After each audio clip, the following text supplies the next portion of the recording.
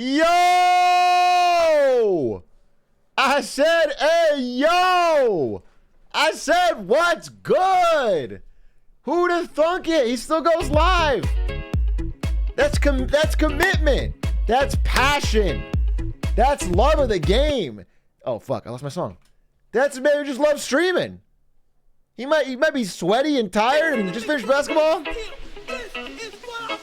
But he's here to stream. Just like LeBron. Bro! I'm so America-pilled. Wait.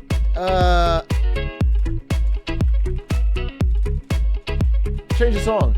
Change the song. Change the song. Change the song.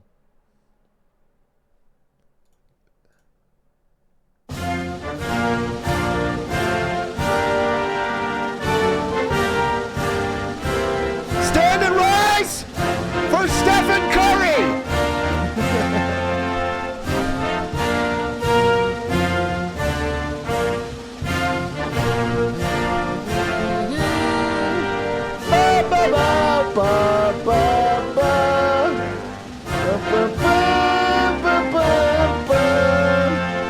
Chef Curry with the shot, boy.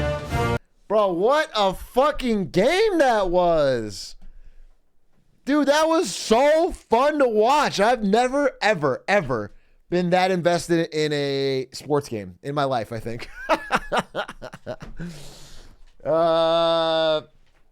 Ever. I watched fucking every second of it. I was losing my mind. I thought it was over. I was hitting the couch. I was cursing Serbia's name. I was telling Ari how it's unfair that they get to have Jokic. Well, we only have a few NBA players on our team. I had everything in the book, dude.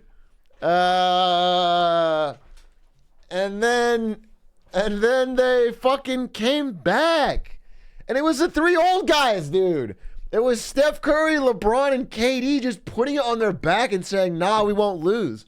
What a fun experience. I was clapping, losing my mind, jumping up and down. Damn,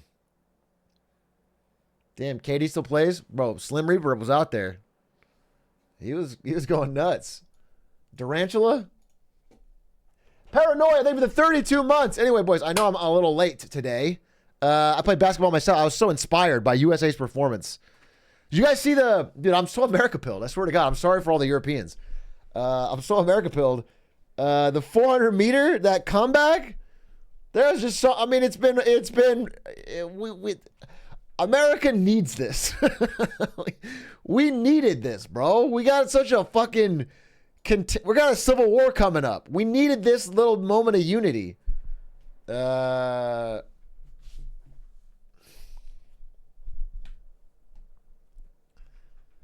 We needed this. You see that Noah Lyles had COVID? I did see that. I think it's funny that, I mean, it is super impressive he gets bronze with COVID, but also, like, I wouldn't want to run next to him. Bro's just coughing to their athletes. I don't want to get COVID.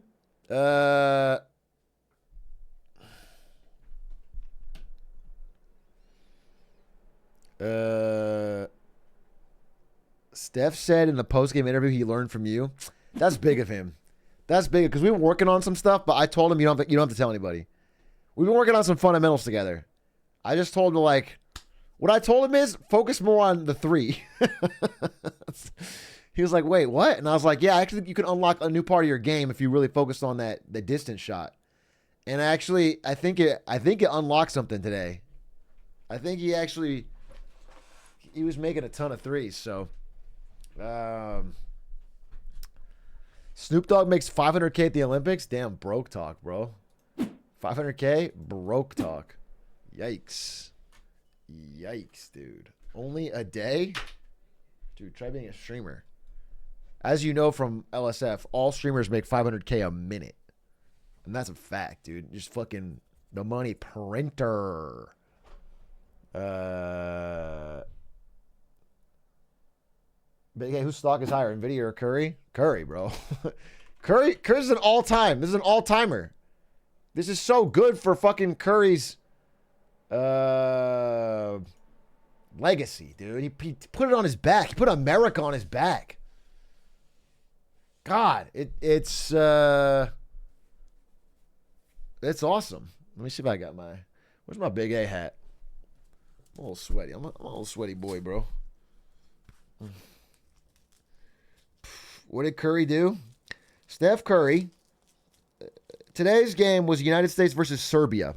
Serbia has the best player in the NBA, Nikola Jokic, and he was playing amazing. And Serbia was winning by as many as 17 points at one point in like the second quarter, maybe third quarter. And it looked really bad. It looked like the USA was going to lose. And then in the fourth, specifically in the fourth quarter, I mean, Steph was good all game, but Steph Curry, KD, and LeBron James put on a fucking clinic, and they battled back. Just awesome. Just like a true sports story. What a fun thing to watch. I mean, you know, if you're cheering for America, it was just like so easy to be like, damn, this looks over. And then they fucking did it. It was awesome.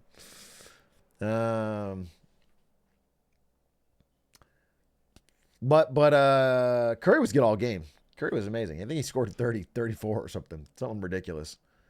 And so that's like a legacy defining thing. You know, obviously he's already he's the greatest shooter ever, but like, you know, putting America on your back when everyone in that all-star stack team needed you to, that's awesome. That's awesome. That just goes good. That goes good in the fucking final documentary or something. This really puts Steph on the map. That's what I'm saying. Yeah, this puts Steph on the map. I really think this Steph Curry has a future in basketball. I'm going to say, I think scouts are going to be looking closely at him after this performance. I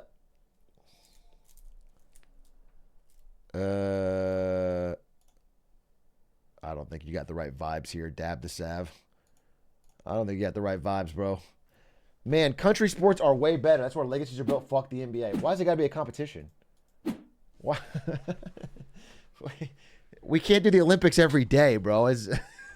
The reason it's fun is because it's rare. We still want the NBA in between. Hello, Atrioc. Can you convince Lincoln to watch The Boys? Did Lincoln send me the footage yet, Maisie? I'm scrolling up, and no, he hasn't.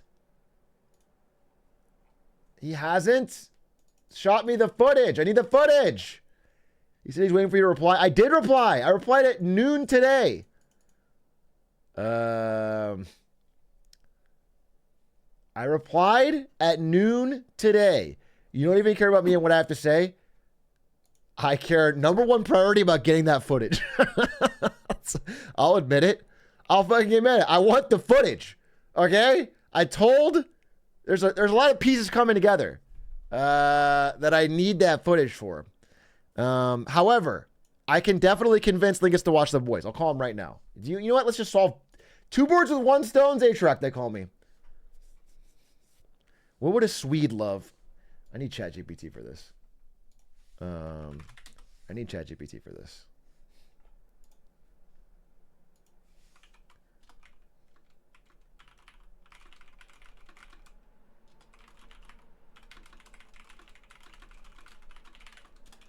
Write a convincing paragraph that will convince a Swedish person to watch Amazon Prime's The Boys.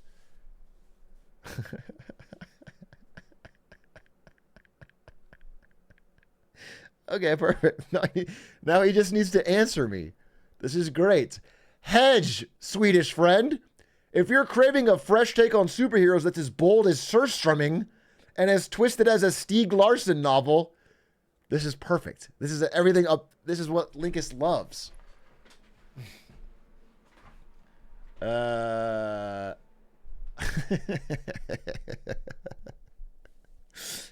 Hedge? How do you say it? H-E-G? H-E-J? H-E-J Swedish pronunciation. Oh. Hey. Hey. It's just hey. It's just hey. Oh. Well, why would you spell it like that? It's stupid. Another reason they're not that good at basketball, folks. Another reason I didn't see Sweden up there on the podium for basketball. A mental sport. Only a genius like LeBron James could fucking send that they're good at pole vaulting.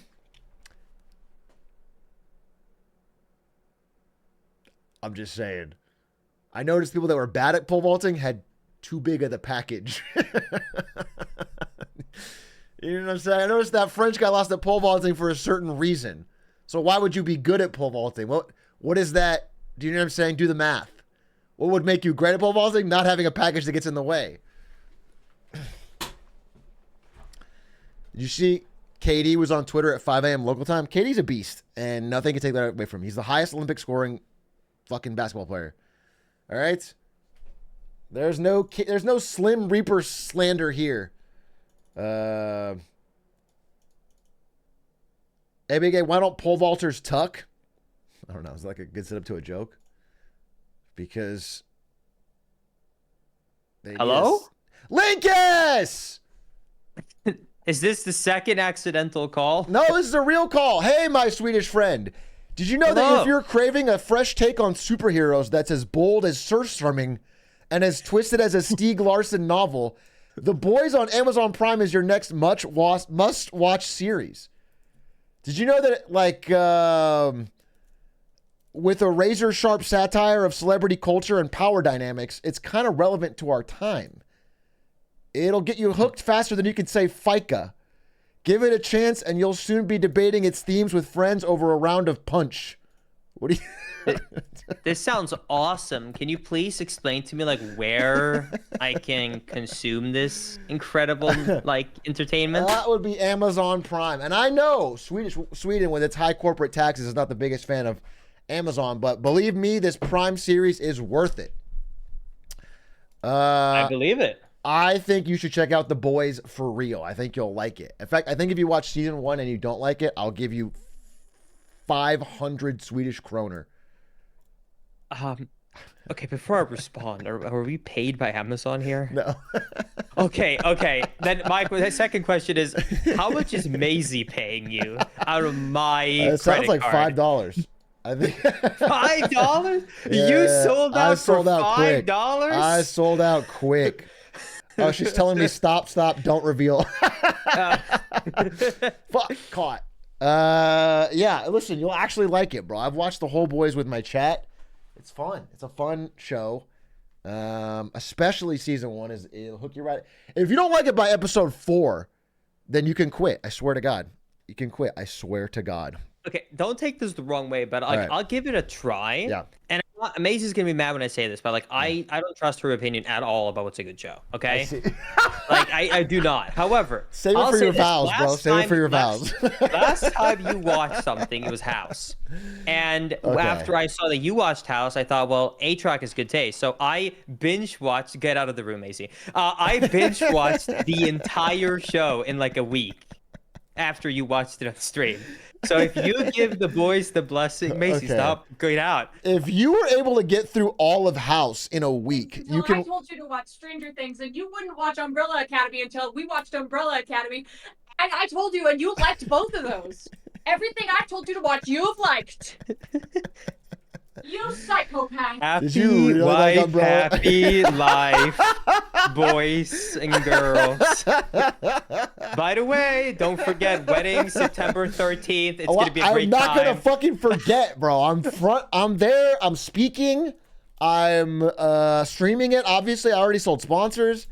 It's gonna be great. A great speech. It's gonna be beautiful. It'll be a little long. Don't get me wrong. I have at least an hour to riff. If it makes you feel any better, I'll say this because I feel like I legally have to, just for Maisie here. Chat, Maisie's not the only one I don't trust. So, for example, Atrioc here, my good friend, I didn't believe that he would remember to order the tie that I told him to. So I ordered an extra for him that I have at my home in case he forgot to order the tie with the correct color, because Maisie would murder me if it wasn't the exact blue. Actually, let me ask you right now. Did you order it when I sent you the link 3 months ago, Big A? What? We don't have time for all this, Lee, because I only wanted to bring you on to talk about Amazon Prime. I have no time for these questions.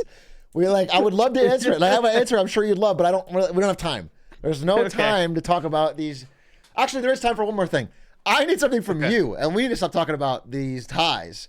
The real tie is we're Hitman guys? Yeah, that we're Hitman guys, and I need that footage, bro. I need the footage. I need the footy.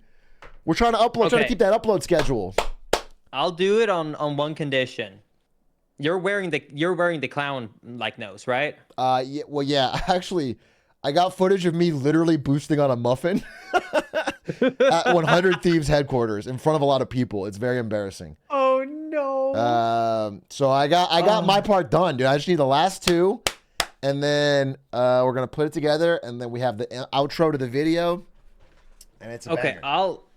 I'm actually gonna be out tomorrow, so I'll record it tomorrow so that it's better. If you went that far, I'll make sure it's not just me in my chair. Oh yeah. I just need it on a phone, like vertical. That's what I need. Wait, vertical as in like, sorry, I don't know. I mixed that up with horizontal. Is that up and down or left and right? Is he joking, Maisie? She said, "Don't believe him." Well, it's the same. I don't know. Like wait, hold on. I think about this. Wait, no, hold on. No, I know it's got it. No, it's want it like vertical is this. up and You see how down my because phone vertical is? velocity with rocks, with rockets. Rockets move vertically. You're right. No, it's up and down. Sorry, no. I know I'm right. holding my feet vertically. No, you're right. You don't have to. I don't need the confirmation of that. But dude, this is the same thing. It's like, have you never like gone into a stupid video game and you get like XZ or XYZ coordinates and you have no idea which one is which? Oh yeah, for sure. It's the same thing with like the English words of vertical and horizontal. I see. Yeah, it's always me in Sweden with surströmming and fika. Like, what do those mean? True. You know? Well, surströmming is the best fish in the world. You should try it. Okay. I'll bring you. Actually, no, wait. It's illegal to fly with. But I will somehow find a way to. I'm going to Sweden. We'll find a way. We'll go. You know what surströmming is, right? I do now. It's the best fish. It's basically fermented, almost moldy fish that have been put into a can, and you're not allowed to fly with it because it has one of the strongest smells in the world. So you're not allowed to fly with it because if it happens to open up, everyone's luggage will stink. Dude, I'm not kidding. Like, I'm not kidding. It is a traditional thing. I've never had it, but my mom says it's great. Like, it's an old Swedish tradition from when we were old farmers. It's terrible. Like, if you Google it, I promise you, it's bad. No, it looks really bad. I'm looking at it right now. All the pictures are like thumbnails of people throwing up. Yeah, no, it's bad. Apparently, I didn't know this. My mom told me this because I told her this is a challenge. Apparently, historically, Gross. you open it underwater because you can then make the smell not get out of the can. Just why So you have eat to it open at it all? Why eat it at all if it's a smelly, stinky, nasty fish? I don't know. Why? The world's happiest country, folks. They eat the grossest fish. Well, that's how they keep us happy. They feed us with this, and then it's like, well, do we really have the right to complain if we don't have to consume this fish anymore? Like, let's see what they have. Like, Americans aren't happy because they look at Americans 50 years ago and go, oh, look how nice they had it, okay? And then we look 50 years in the past and go, they had to consume that shit. We're the happiest country in the world. That's so right. That's so smart. The graph is up and to the right. Everything's getting better. Exactly. Holy shit. It smells worse than it tastes. Yeah, but it doesn't even. I mean, that does not. I'm not trying it. That's not a great I love endorsement. fish. I'm not trying it. Yeah, like it's. You know what I'm saying? Yeah, I mean, this one's got flies all over. That looks nasty. Not really for me. What's fika or fika? So fika is okay. People are gonna think I'm lying here. Yeah. So you know how you in America have a lunch break? Yeah. So Sweden has 3 breaks. So when you go to work, you work for 2 hours, and then you have a fika pause. And you basically sit down and you consume coffee, and they usually have a bunch of cookies. And then you work for a few more hours, and then you have lunch. Then you work for a few more hours. Then you sit down and have coffee and cookies. And then you work for a few more hours, and then you go home. And also, if people work different types of jobs that don't have it scheduled in, you always have it in the afternoon. You can literally Google it. I'm telling you, I'm not making this up. No, I believe you, dude. It is a dedicated time of day where you sit down to relax. So when I worked as a nurse in the elders home, we had 2 15-minute fika pauses scheduled into our day. But because they're paid, we have to be on call if there's an emergency. They're paid. But it's paid. Yeah, it's paid. We sit there, and the only caveat is if something emergency happens, we have to go. But in the 3 months I worked there, we never got called. But what if the shareholders need you to, make more value? Then we hope that politicians get very lucky. Fika, In huh? America. Anyway, I've I heard do know that this you guys are because very lucky. I had all these European colleagues, and I was at NVIDIA, I have to call them or like get them for meetings, and they have like 10 times the holidays. They're always on break, dude. The second August rolls around, you don't even see them again for 3 months. It's crazy. They have such a nice situation. No, I agree. My dad, I literally was like, Dad, he's coming over for 2 weeks, right? And I was like, do you have work time? They're like, do you have the time off for that? And he's like, dude, I got like 6 weeks remaining of my vacation after my summer break. And I'm like, after your summer break? And I was like, how long was your summer break for? It was like 3 weeks. And I'm like, what do you mean? How do you still got 6 weeks? That's 9. That's so funny. Couldn't be us, folks. Couldn't be us. Anyway. Honestly, though, I love America. I feel like before you hang up on me, you gotta appreciate how America is. Like, it lets me go bankrupt if I want. All right, it gives me the freedom to that. It gives me freedom to not be protected with credit cards. It gives me true freedom to pick any healthcare that I want, as expensive or super expensive as I want. And most importantly of all, I can work 2 jobs because there's no laws that says you can only work 40 hours a week. And that is what I call damn freedom. That is goddamn freedom, my friend! USA! USA! USA! Holy moly. Most American Swede. I am so glad to have you in this country, dude. Thank you. Do you have dual citizenship yet? Are you getting it? No, I'm waiting, dude. How long does it take? Dude, Don't worry. I'll talk to Trump. We'll fast track it. I got. Okay, I'll literally tell you We'll why fast track it, bro. why I'm stuck. You're gonna not believe this, okay? Okay. I sent in my green card application. Yep. I waited months. I finally get a response. That means they actually looked at the file. And it's a request for additional evidence. And they said, you didn't supply your birth certificate. Please send us ours. I contact the lawyers and say, we sent it. And then the lawyers told us, yeah, sometimes when the birth certificate looks different than American birth certificate, they overlook it and make you resend it. Why would immigration be unfamiliar with the concept of a different country's birth certificate? How is that news?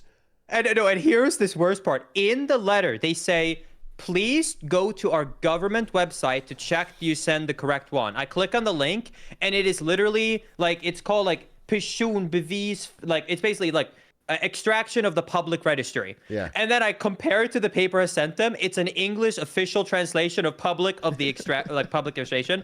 And that has, now I sent that in, and now I've been waiting for another 3 months for no response. I got put back to the bottom of the pile because before they sent me a letter, they didn't even look at their own documentation for what documents they tell me to send them. USA! USA! That's hype, dude. You know, it's like an exclusive club, all right? Now, once you're in, it's going to be the best dancing and drinks you've ever thought of. We just got to make it impossibly difficult. I'll talk to Biden. I'll talk to Trump. I'll get the word in. If you know a senator, that would help. Yeah, I'll talk to JD Vance. Thank you. I'll talk to Tim Walz. We'll get it. We'll get this figured out. Okay, we'll get this fast tracked because you got to be. Talk to Bernie too. I'll talk to Bernie. I just like talking to Bernie. Yeah, I'll just talk to Bernie. So I've heard nothing but bad things about the green card system from every single human being alive. Actually, Ari's brother, his wife took, I think 14 years. I'm not kidding. 14 years and she finally got it. That's crazy. But that's good. All right, bro. Well, just send me that footage. I need the footage. So when you get a chance to do it. I promise you I'll send it tomorrow. I'm going to try on suits tomorrow, so I'll be out and about anyway. So I'll do it for you. I'll bring my cowboy hat and everything. I'll be the true Texan you ever wanted. Why don't you go over to Maisie, take her to the couch, put on The Boys episode 1, season 1. Tell me what you think. I think you'll like it.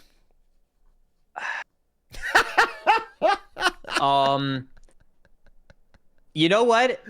I like you, so I'll do this. Okay. I'll do this. All right, do it. You'll like it. I'll do it. And then I will. Are you? Yeah, but you just went live. I'm gonna send you a DM in 40 minutes, and you better read this on stream. Okay. And it is gonna be my in detail breakdown of Do episode it. 1. I would love to hear your thoughts. I think episode Okay. 1's good. I think it starts off with a heater, but episode 4 is where people know they love it. So, all right, go do it right now, and then let me know your thoughts. We'll read it on stream. Sounds good. All All right, right, guys. Talk to you in 4. I love that guy. Love that guy. For a Swede, do you know what I'm saying? For a Swede, he's so American.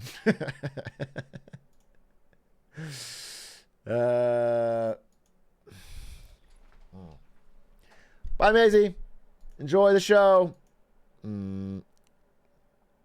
14 years. Why were they in such a rush? I know. Yeah, we got a good system, folks. I don't know why people are always worried about our green card system. Feels like it works great for everybody. Feels like it makes it really, really easy to be a contributing American citizen that you want to be. Trust the process. Are we Elden in the ring? No, I'm exhausted. I played 3 games of basketball against strangers with an all-star lineup. Who was it? Milad Stans and Elam and anyway, 3-0. 3-0. 3-0. Undefeated. We were cooking all sorts. We were running the park. Clap the white Kyrie. That's what they were saying. Doing the U.S. proud. It was sort of like America's big day on all ends. Yeah, we were winning on the. Linkus watched House MD in a week. I know that's fucking crazy because I haven't watched House MD in a year now. Did you finally triple double? No, I think I might have made fucking not much. I was electric on defense. Okay, electric on defense, and I was a real team player. Triple single. Hard worker, yeah. Do you ever think to yourself, man, I could be streaming from a Chili's right now? Never. I'm actually starving hungry, though. But, thankfully, there is a local taco truck that I think has the best taco truck tacos in LA. And Ari and her dad, who stopped by today, are picking up tacos. So, it's about to be fucking unreal. Are we watching X2 tonight? So, here's the thing. We can watch X2. I could be down for that, though it's a little late. I also think I might watch the first half of Nortel, since everyone's been fucking bitching about it, and it looks interesting to me. And why not? You know, it's an hour and a half. We have an hour and a half. Could be fuego.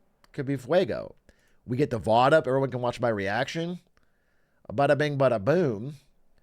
That sounds like a big win. That's the first fourth. No, it's a 2-parter, right? It's an hour and a half for the first half, and then part 2 we'll watch a different time. How long is X2? Let me just check. If it's 2 hours plus, if it's a 90-minute, I can do it. How long is X2? X2 X-Men.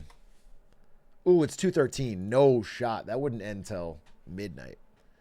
No, we can't do that. Baseball doesn't exist video. We could also just fucking pal around. If we don't want to watch one big thing, we could watch little things. We could vibe. We could talk about Olympics. I'll do whatever, chat. I'm just here to spend some time with you. That's it. That's honestly, I just wanted to go live. I was feeling excited to stream the second I got home.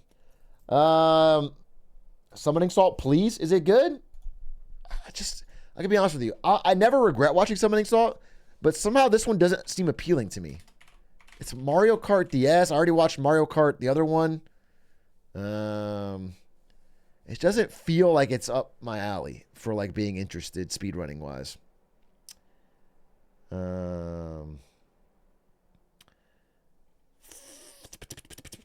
Binge watch Walls content. What else is there to watch? Baseball doesn't exist in Japan. Let's take a look at that. YouTube baseball doesn't exist. Is there something fascinating here? I also could watch here's the thing. I'm very learning pilled lately. Extremely learning pilled. I have been reading and watching documentaries for such a large part of my day. And I could absolutely watch a documentary with you guys right now. We find a documentary on YouTube, it's like an hour long, 90-minute. I would fucking house that shit. I watched a Great Depression documentary. I watched a World War I documentary. I watched a economic documentary on Nortel is exactly that. What if we just say fucking and watch this Nortel? The company that broke Canada. Big thank you to Nebula for sponsoring. The company that broke Canada. Fuck it. I'll do it. Let's do it. I've heard it's very good. The company that broke Canada. Part 1. Watch together. Boom. The company that broke Canada. I think, listen, I know a little bit about Nortel going in. Nortel is the Canadian Cisco, and it's their equivalent of the dot-com bubble. And I think that had even more outsized impact in Canada because of Canada's relatively smaller size. So I'm very interested in it, and I think it's relevant now with the AI bubble to learn a little bit about Nortel and what happened in our last similar type bubble. Plus, it's well made. So let's watch it. Sponsoring this video. This is John Roth. Hello, John Roth. He's the CEO of a company called Nortel. He's about to be smug. Deservingly so. Let's move on to Lucent, the big competitor south of the border. What do they do better than you? Not much. Pretty good at marketing, but if you look at the results, we grew 43% in the carrier space in the U.S. last year, well, in this last quarter. I think that's double their numbers. Smug. At the time of this clip, Nortel was the second highest Canadian company on the global Fortune 500. Who was number one? At rank 216. But he doesn't plan on stopping there. Just 1 year from now, Nortel will be the 9th most valuable company in the entire. That's crazy for a Canadian company. That's crazy. What is the most valuable Canadian company right now? Let me just do a quick check. What is the most valuable Canadian? It's probably Scotiabank or something. It's got to be a bank, right? Because of real estate. Their entire economy is built around propped up real estate prices.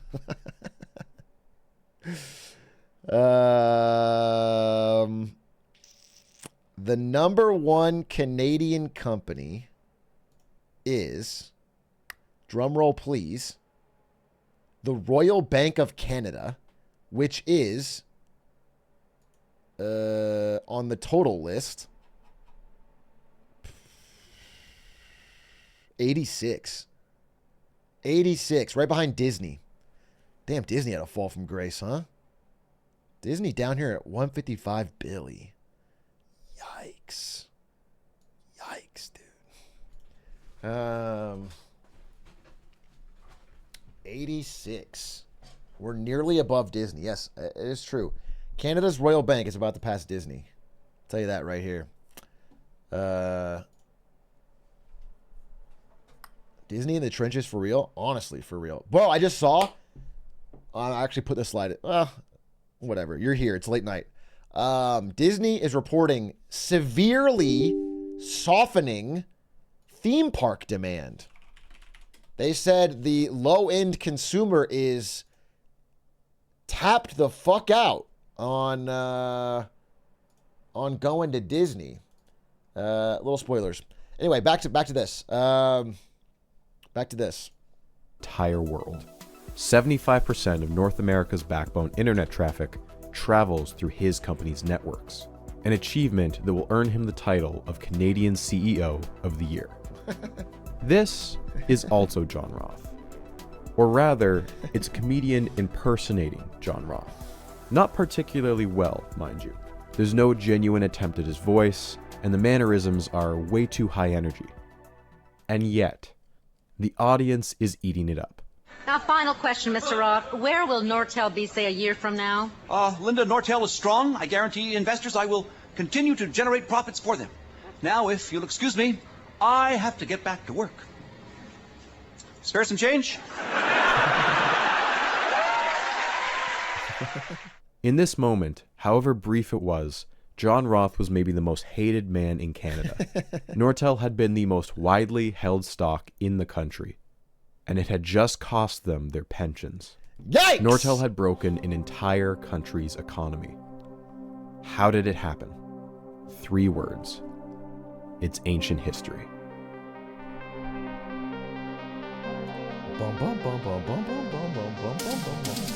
Swag intro. Swag music. Here's a statement.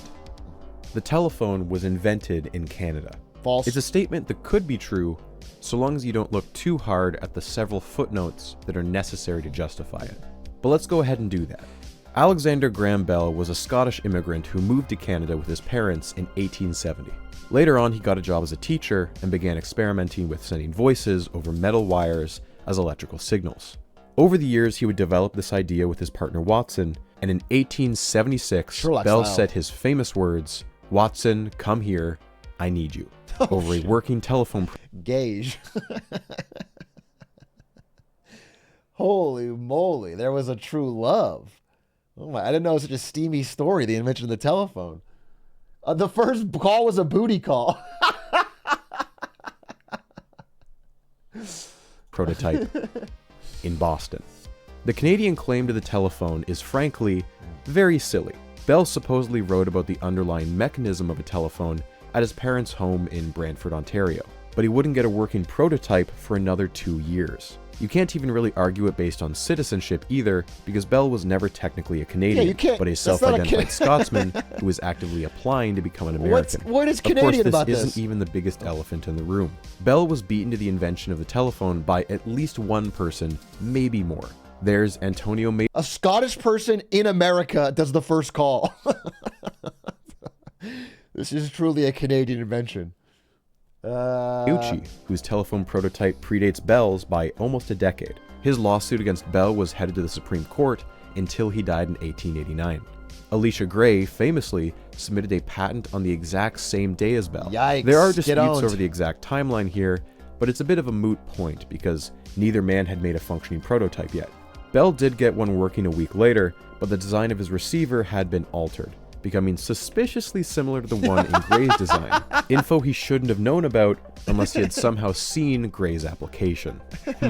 As you're going to see many times in this story, the history... Did you guys know that Einstein worked at a patent office and he's actually dumb as shit and he stole everything? Did you guys know that Einstein was actually one of the dumbest people that ever lived and he just yoinked patents and then read them out loud and pretend he was smart? And one guy did a patent on E equals MC squared and he... One guy, I say that being humble, it was me. It was me. I don't care. I'm over it. But like I submitted it and then fucking goofus at the fucking patent office, the fucking clerk, frizzy ass hair, all white, looked dumb as shit. I handed it to him. He practically wipes his ass with it. He doesn't know his ass from his elbow. I'm like, be careful with that. He goes, oh, doy. And then next day I see him fucking giving a lecture. Insane. Literally insane. He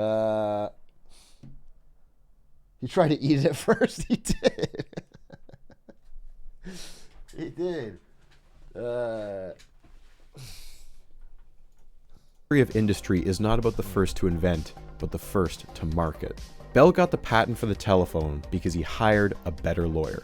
Simple as that. That's good to hear. The most lucrative patent in history led to a factory, the factory led to a company, and the company became a behemoth. Through decades of aggressive expansion, brutal boardroom takeovers, underhanded back alley sabotage, and the limitless funding of JP Morgan, that single patent evolved into the most ruthless corporation in American history, AT&T. Don't know that I agree with that. It's a fucking murderer's row. Ruthless corporations in American history, there's a lot of talent. You know, it's like the NBA Olympic squad.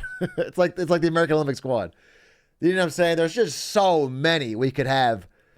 Is it LeBron? Is it Steph? Is it KD?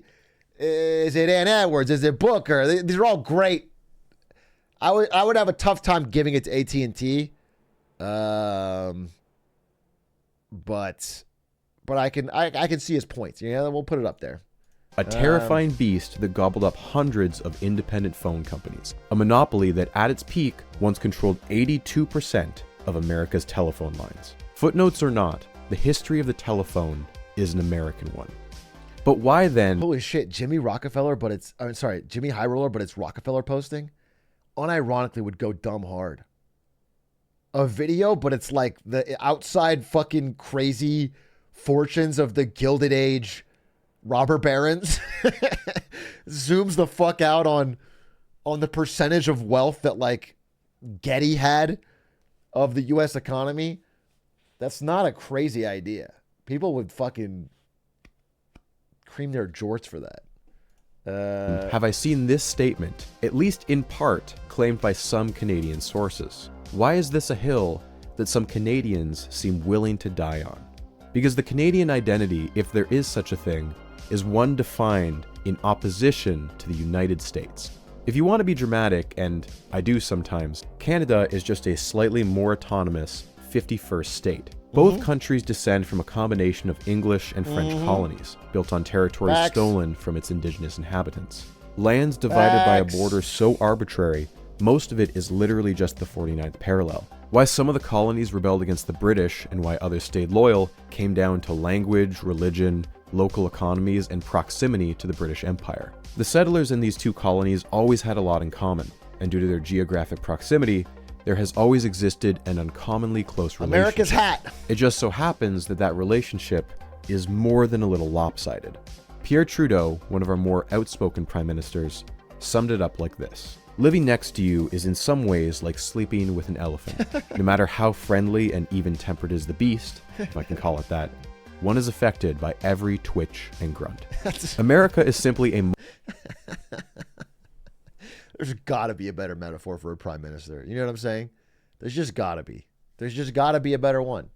I'm not saying I have one off the top of my dome, but I'm saying you could... Much older and densely populated nation. America's first colonists arrived almost 2 centuries earlier than the bulk of Canada's, and the Americans had gone and finished their Civil War before modern Canada was even created in the 1860s. Couple that with a colder climate and harsher terrain, for almost the entire time the two countries have existed, Canada has had 1/10 the population and 1/10 the economy of its southern neighbor. Even just California, despite having roughly the same population, has an economy 50% larger.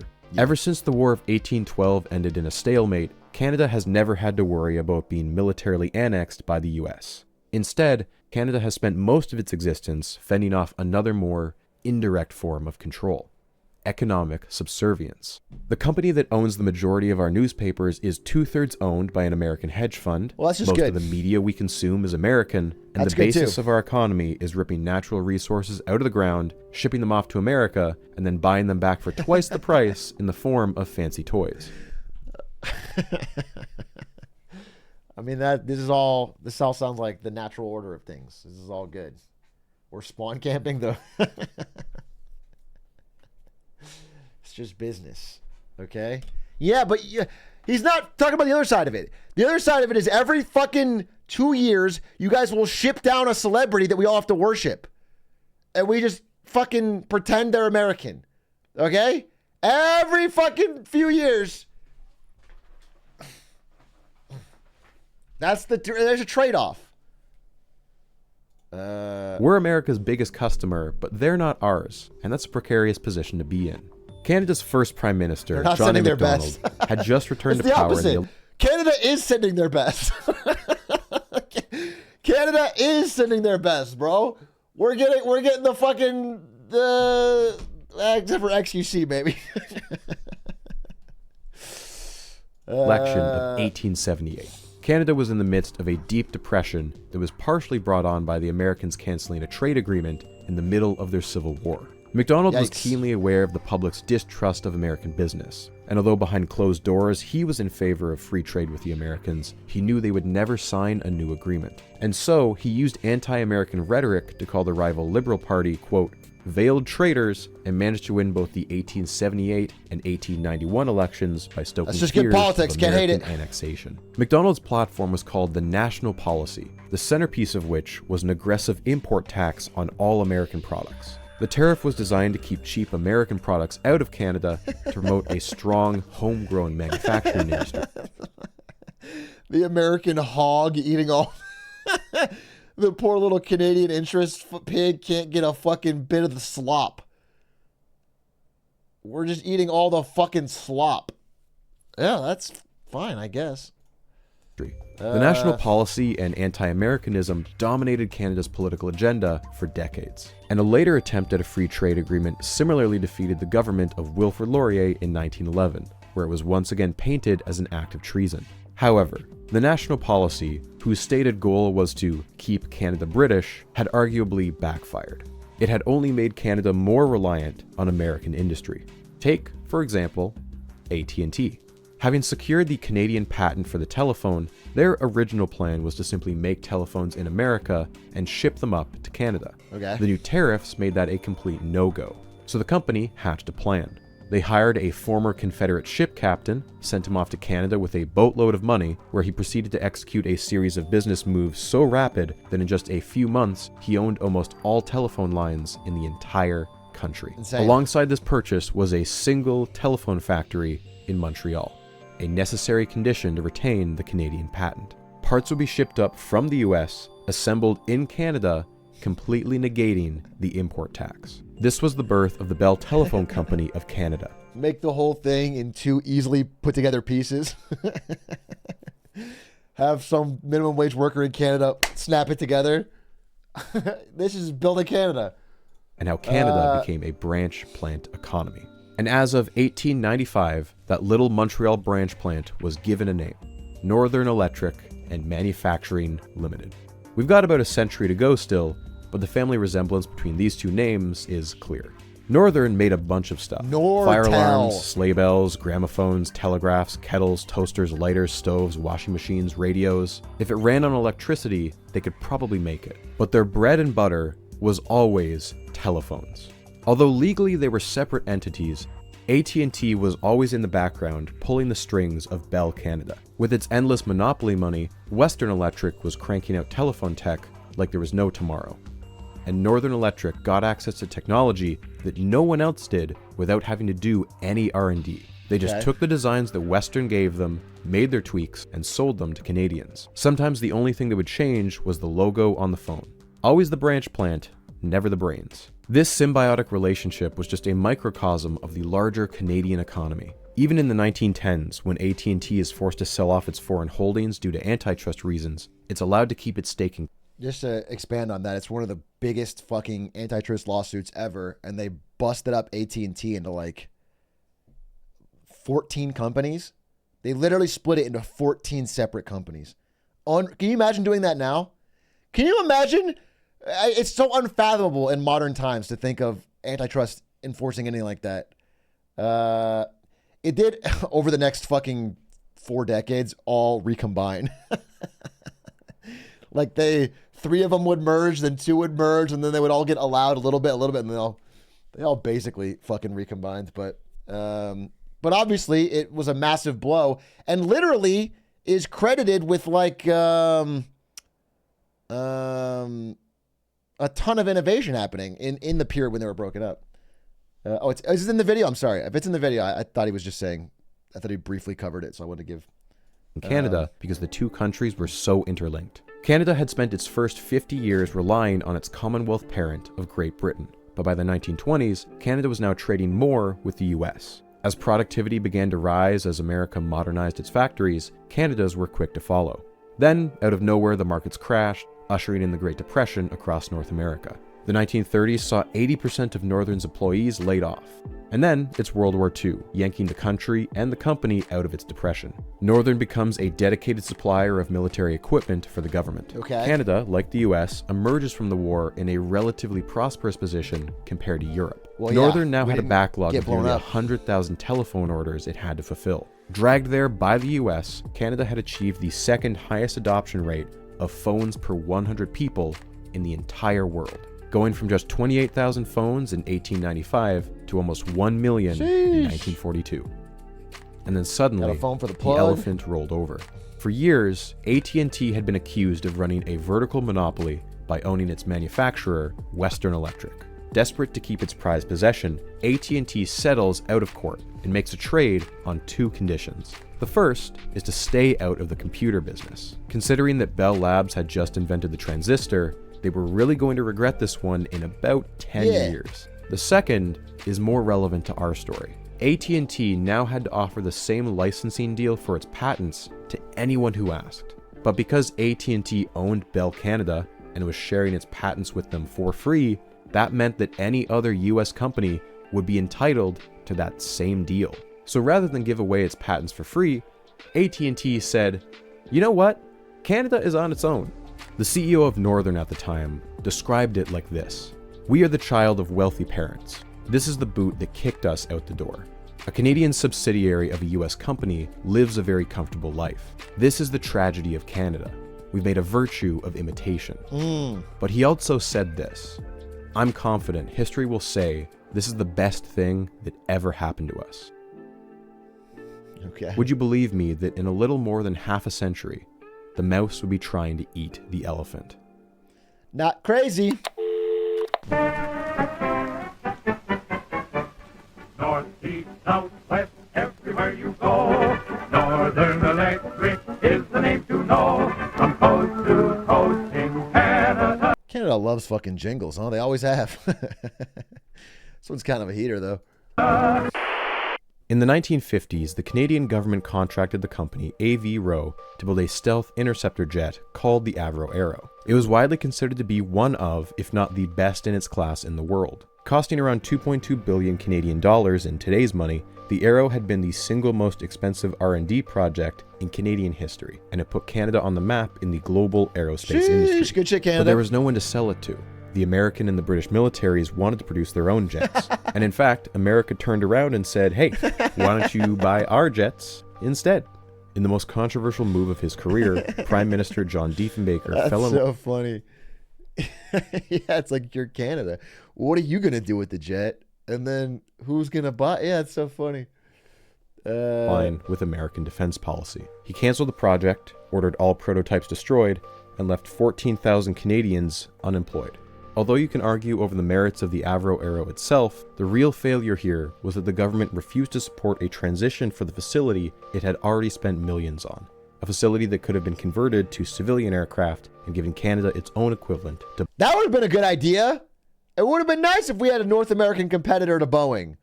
Maybe it would cause them to be less fucking sure of themselves that they don't have to fucking do any due diligence on anything, and they can hire the worst fucking CEOs, and we all have to fly Boeing planes even though they fucking suck. To Boeing. It's ironic that Diefenbaker is remembered for capitulating to American influence. Just days before the election that made him Prime Minister, Diefenbaker had declared that if the Liberals were re-elected, quote, Canada will become a virtual 49th economic state in the American Union. You see, anti-Americanism never truly disappears in Canada, but rather it comes in waves. I feel the stretch of time bookended by the two world wars was a notable period of cooperation between the two nations. But now in the era of the Cold War, Canadians were becoming uncomfortable with the idea that they were simply a sidekick to the US. 1956 saw the government release the results of the Gordon Commission, an economic panel which had spent the last year researching the rapid Americanization of Canada. First, there was culture.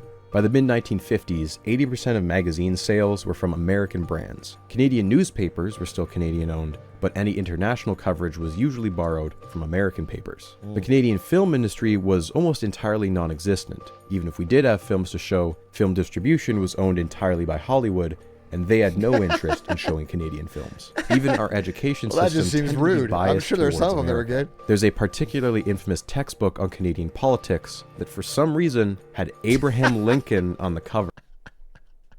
Okay, that's fucked up.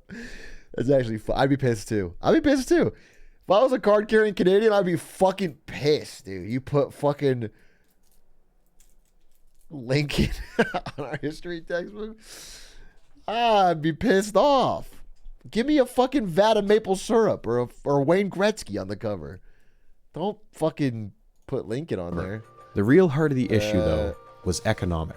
In 1967, 58% of Canada's manufacturing industry was owned by firms whose headquarters were outside of Canada, and 80% of that fraction was American. And the more specialized you got, the higher the fraction went. Transport, electronics, chemicals, all extremely American. The worst by far was cars. Can you name a single Canadian car brand? You can't, because there are none left. their proximity Natural to Detroit, resources, which had formed the bedrock of Canada's economy. that doesn't even make sense. And it would be stupid for Canada to try and build a domestic auto industry, being right next to, at the time, one of the world leaders. It would have been inefficient. There would be something else to work on. That wouldn't make sense.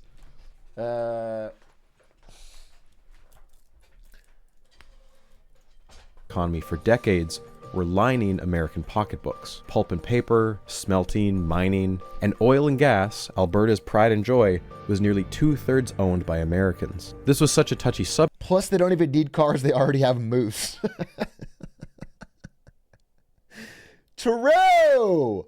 For real. Why would they fucking... It doesn't even make sense. You know what I'm saying?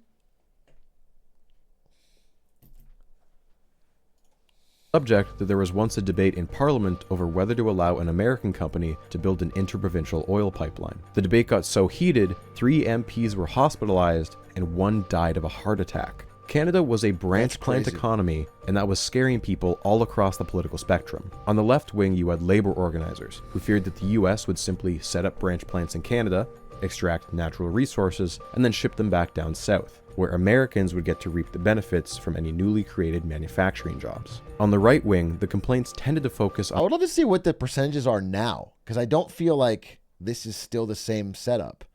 Not that Canada is much better off, but rather that America itself has been written out of these equations. And now it goes to China or something. You know what I'm saying? Like we don't have manufacturing. We're not taking raw material to... I would assume the middleman is getting cut out.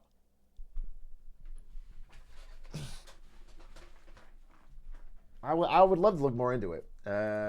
On how Canada should instead be re-establishing ties with Britain and the monarchy, and that a loss of economic power to the Americans could eventually lead to a loss of political independence. But between these differing sides, there was one common shared concern. American technology was a crutch. Canada had a huge technological deficit. That's one of the key features of a branch plant economy. Branch plants tend to supply jobs that require less training, like resource extraction or assembly lines. Jobs that are easily moved elsewhere if the cost of labor gets too high. Jobs like finance, marketing, and critically R&D are best kept centralized in the home country. Marketing! In 1959, if you looked at dollars per capita spent on R&D in the private sector, the US was spending almost 4 times as much as Canada. Here's an even more shocking stat. A government commission in the mid-60s looked at every patent registered in Canada. 95% of them were held by someone outside the country, and 2/3 of that number was in the US. That meant the Canadian industry had to spend millions each year licensing out patents from Americans or costly imports of high-tech equipment. Case in point, Northern Electric. In 1956, the year that AT&T had to divest itself, Northern only made 1% of its revenue from its own design. I mean, this setup is exactly why, and you know, I'm critical of it because it is impossible to compete with fairly, but it's also, this is why China just doesn't give a shit about American patents. That you try, like American companies try to file patents there, and then it just is used to steal the thing. Like they just don't care. They just don't care because they don't want to end up in this situation. It's the right strategy, but it's odd because obviously something about it feels wrong when some company develops something and then tries to sell it in China and then it just gets yoinked. Designs. All the rest were American. For over 60 years, Northern operated mostly on autopilot, assembling American parts using American blueprints. The company atmosphere was described as sleepy and complacent. The CEO at the time joked that you could only get fired for, quote, screwing the boss's daughter, and then only if it was on company premises. Bell Canada was so unsure of Northern that there were multiple times where they considered only 2 options: sell it or shut it down. But there was a third option: break the branch plant cycle. Make a Canadian company self-sufficient. And as we've just seen, the political climate at home had never been more supportive. Canada. It's not that Northern lacked smart employees, they just hadn't been in charge of the decision-making until now. In fact, Northern's engineers were likely some of the most capable in the entire country. Because of their prior connections to AT&T and Bell Labs, the engineers at Northern Electric were some of the first outside America to be able to reverse engineer and learn about the transistor. By the end of the 1960s, they were the single largest microchip supplier. That's a macro in Canada. chip, boy. They helped build the world's largest microwave comm system, the Trans-Canada Skyway, and they managed to develop an antenna designed to track satellites. But the 60s were still a slow period for Northern. When they began the decade, only 1% of their products were Canadian designs. By 1969, they had only managed to increase that number to 6%. The switchover was going too slowly. The only way to get ahead would be to give Canada its own Bell Labs. BNR, Bell Northern Research. Founded in Ottawa in 1971, it mimicked Bell Labs in every way it could. There was a bounty of $500 for every patent you filed. The atmosphere was like that of a university campus, and there was even a signature color, purple, that the employees rallied behind. Even its first president, Donald Chisholm, had been poached from the real Bell Labs. Look, I'm going to be candid for a second here. BNR is the reason I live in the city that I do. My grandfather was one of the founding engineers hired to work there, and he moved my dad's family from Montreal all the way to Ottawa.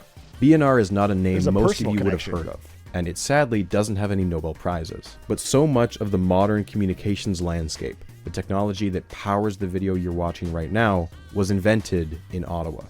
BNR was about to gamble everything to leapfrog Bell Labs. Canada. Telephone switches are the most basic building block of a telephone network. Back in the days of Graham Bell, they were originally just sold in pairs, phone A and phone B, and you put them wherever you needed with a giant wire running between them. Obviously, that's not super scalable, so people decided to designate one building in town as an exchange where human operators would physically move wires around to connect different phone lines. This too was phased out in favor of electromechanical contraptions that were the size of entire rooms. This finally gave way to fully electronic switches, which had fewer moving parts, were much less noisy, and overall more reliable. This was the state of telephone technology as the 60s turned into the 70s. Telephone calls had been analog for as long as they had existed, an electronic wave with smooth curves. But since the advent of the transistor, electronic signals could now be sent in binary. Enough ones and zeros could encode any analog signal with enough precision that barely any information would be lost. That was how computers operated, through massive processors crunching thousands of bits and bytes. People realized fairly quickly that if you could combine phones with computers, the possibilities would be endless. Costs would go down, reliability would go up. I was the first person to think of this. I was in Canada in the late 60s smoking weed, and I just thought, you know what? Phones are cool, computers are cool. What if we put them together? You know what's crazy is people are going to say, like, everyone knew it was a good idea right away. They didn't. People were like, nah, sounds stupid. It was only later that it really caught on. You could send multiple phone conversations over the same wire. Signal degradation and noise over long distances was far easier to correct. You could also expand into what we now consider basic features like call forwarding or a busy line notification. And maybe, in the far future, you could even use phone lines to send data between two computers. Can you imagine that? Sending something other than voice over telephone lines? That'd be like some kind of network. I don't know, maybe there's a better name for that. The problem with this idea is that digital signals can't talk to analog signals, at least not directly. You need to convert them using a codec. Bell Labs had figured this out. If you guys want to save the world from a brain-rotted skibbity toilet president hitting the nuke button, this is when you go back to. Go back to this time and stop it right here. They didn't know what they were creating, and once we get to the internet, it's all over, okay? This is where you can stop the damage. In 1963, but the process was so complicated and expensive that it was only worthwhile to do for giant long-distance cables and the connections between huge central offices. There was still no fully digital switch at the local level. There was a full-on race between at least 7 countries to break this digital barrier, and Canada was way in last when it jumped in with BNR. So how did Canada come from behind and win it all? It's because AT&T had become too complacent. Yikes. Despite having a huge technological head start, AT&T was telling customers that digital switching wouldn't be available for several more years. See, this is the inherent contradiction of monopolies. Their endless resources allow them to develop the best technology and offer the best service. But because they have such a stranglehold on the market, they sometimes stifle innovations that threaten their business model. Yeah. Case in point, answering machines. Bell Labs invented the technology to record. I mean, it's like Blockbuster and streaming. It's like there's a million examples. It's like digital cameras and Panasonic or no Polaroid. It's there's a million of them. Kodak. I'm sorry, Kodak. Xerox. Well, yeah, I guess Xerox. They certainly innovated a lot of things that got stolen. I don't know that they. I don't know. Blockbuster was working on streaming. I know they had. That's what I'm saying. They had the technology. They knew about streaming, but they were too slow because they didn't want to fuck up their system. Like streaming kills renting videos at the store, and so they'd rather everything just slow down.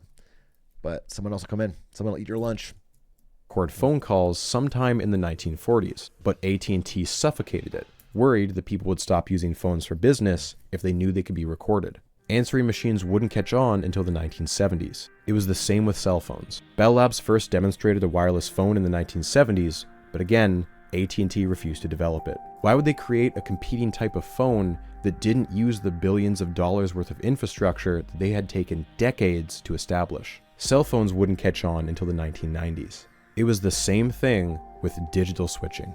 AT&T would be required to update its entire technical ecosystem at a huge cost, not to mention they'd be making their older switches completely redundant. This was an attitude echoed by some executives within Bell Canada. They were certain that a digital switch would kill sales of their just-released SP1 model. But as future CEO John Roth would later say, if you're going to be cannibalized, it's best to be cannibalized by yourself. Based in 1976, true. Northern unveiled... I heard... this is paraphrased, but Jensen said this about GeForce Now.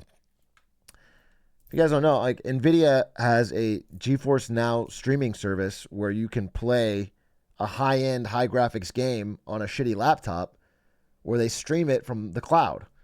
And like, when you think about it, if that ever gets good enough and low latency enough and popular enough, it kills the need to ever buy a high-end GPU. But it's more like someone is going to do it. It might as well, we better be trying to be the one. It's a smart way to think about it, Hashtag ad. I'm just telling you. It's smart for NVIDIA to work on that because to ignore, put your head in the ears and pretend it doesn't exist is bad. Build their newest switch, the SL1, at a trade show they called Digital World, which they hosted at none other than Disney World. The timing was everything. By committing when everyone else was too hesitant, they had caught the rest of the industry by surprise. Because it was the only one of its kind for nearly 2 years, the SL1 became the best-selling Switch in the world. After that, the size of the Switches just kept increasing. The SL1 became the SL10, then the DMS10, then the DMS100. Northern could handle up to 100,000 phone calls through just a single switch. No way. Last time we checked in, Northern made just 6% of their own designs. By 1975, that was 50%. Sheesh. And by 1977, they were up to 70%. Okay, Canada. This was an unrecognizable company from just 2 decades ago. In fact, this newfound success was worthy of a name change. Northern Electric was far too generic. Everything was electric these days. How about Northern Telecom? It was also a perfect time to go public. In 1973, they go live on the... Drop the Hearn and calm. It's cleaner. You know what I'm saying? Drop the Hearn, drop the calm. Toronto Stock Exchange. And a couple years later, they made it into the big leagues, Wall Street. During the 70s, Northern had gone from having earnings of $5 million to $111 million. And the workforce grew to 33,000 people. If Northern was an American company, it would have been ranked 160 on the Fortune 500. Jeez. Northern's CEO during this time was a man named John Lobb, and there's a quote from him that has pretty much become company folklore. He would often go around asking employees what the company made, hoping they'd take the bait. When they inevitably answered with switches, he'd hit them with the real answer. We don't make switching, god damn it, we make money. Look, I'm a sucker for unsubtle metaphors. Northern's first president was a literal former sea captain. For almost 100 years, Northern was shielded from the perils of the open market, only ever sailing close to shore. By going public on the stock market, this was Northern setting out to sea, taking a risk that a Canadian company could go global. And lucky for them, the hammer came crashing down at the perfect time. Oh yeah. Helping you stay on top of change today and tomorrow. That's the power of networking. Buying a phone? Buy the one that phone companies have relied on for over 100 years. Northern Telecom, a voice you'll recognize from a name you know. Terrible. Cool it, Rex. The breakup of AT&T is the picture-perfect definition of hubris. AT&T was the biggest corporation in the world. It employed around 1 million Americans and provided the cheapest and for many decades, the best phone service in the world. For many Americans, they were the only company you could get a telephone from. And it did so through absolutely crushing business tactics. Although the days of literal sabotage were in the past, now it resorted to brutal boardroom takeovers, political lobbying, and fighting tooth and nail to prevent third-party companies from tapping into its network. It had done all of this with the tacit approval of the US government, which granted it the right to exist as a regulated monopoly, one that had an immense role in the US defense industry. The maternalistic image of Ma Bell, however, had been slowly deteriorating for decades. For some people, AT&T was a brute, a bully whose arrogance had gone unchecked for far too long. Service quality had slipped in recent years, and yet phone bills continued to go up. Yikes! AT&T finally overstepped when it tried to crush a new rival, and later attempted to ram a bill through Congress, a bill that once and for all would crown it the one telephone company to rule them all. This pissed off just the right people in the Justice Department, which initiated an excruciatingly slow and complex legal battle that played out over a decade and 4 different presidents. Although it initially looked like AT&T would walk away with just another slap on the wrist, to the horror of the executives, they gradually realized that their behemoth wasn't nearly as invincible as they thought it was. The breakup agreement in January of 1982 is perhaps the single most impactful and controversial event in the history of American industry. Unlike the 1956 settlement, which saw AT&T make a few small concessions, this new ruling was a devastating defeat, and it left a massive power vacuum. AT&T had been desperate to keep Western Electric under its control, but in exchange, they had to watch the rest of their empire be smashed into 22 pieces. The local phone companies, the Baby Bells as they were called, could now buy their equipment from anyone they wanted. And of those 22 Baby Bells, Northern snatched up 21. Former Vice Chairman David Weiss said this: "When the divestiture took place, we found that our customers embraced us in a bloody bear hug. They'd been with AT&T and Western Electric all those years and had been taken for granted. In just a couple years, Northern rockets up to become the #2 telecom company in North America, right behind Western Electric. It's much bigger, but now extremely depressed cousin. Previously, Northern had negotiated an unspoken deal with AT&T that they would stay out of their turf. They would only sell to the independents who despised AT&T. But now, the big bad mob boss had been whacked. The impact of this ruling is obvious on Northern's stock price. You can see in 82 when it becomes clear that AT&T is going to have to give in, that Northern begins to slowly tick up. By the time the breakup becomes official in 84, Northern's stock price is 3 times what it was. It had broken the curse of the branch plant. As of 82, Northern was officially making more money in the US market than in Canada. This was always bound to happen. The market in America is 10 times as big. The real question was how much of it they could capture. The expansion was rapid. Northern began setting up plants in California, Texas, Georgia, North Carolina. Soon there were 13,000 Americans working for Northern. When it came to grand marketing Canadians gestures, are taking our nothing was jobs. too expensive. Northern chartered a cruise ship, the SS Rotterdam, filled with members of the Fortune 500 community, and wined and dined them for days. When an elaborate trade show in Europe was almost shut down due to concerns over poor ventilation, Northern paid to have an expensive hole cut in the roof. With the financial backing of Bell Canada behind them, Northern was unstoppable. Which raises an interesting point. Why did AT&T get broken up, but Bell Canada was allowed to live on?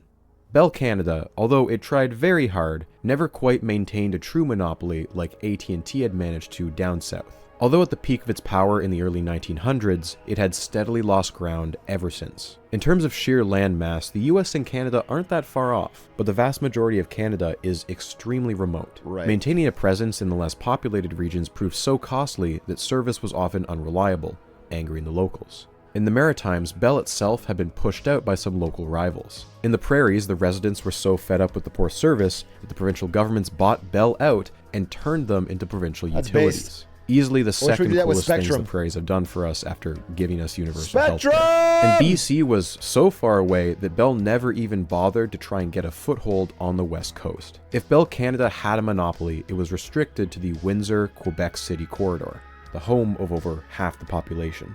Bell Canada had achieved the ideal size, the Goldilocks zone, big enough to dominate the market, but small enough that the politicians left it alone. How about the few that? attempts at cracking down on Bell's monopoly fizzled out as Canada's regulatory agencies were undermined and overruled by the government. And if I had to hazard a guess, I think Pierre Trudeau and his cabinet were happy to sit back and watch the American telephone company implode so Canada could pick up the scraps. The Canadian-American divide of the 50s continued to surge into the 60s and 70s. JFK hated Diefenbaker for his flip-flopping over the Cuban Missile Crisis. LBJ hated Pearson's guts for not backing them in Vietnam. And then you had Nixon and Trudeau, two men who could not have been more different in both personality and politics. Whether it was because of Trudeau's open diplomacy. Hey, babe. Brought the tacos. Tacos! Yes, yes, yes, yes, yes. You probably want a napkin, right? I'm very, very hungry for these tacos. God damn, I'm hungry for these tacos. Wait 1 second.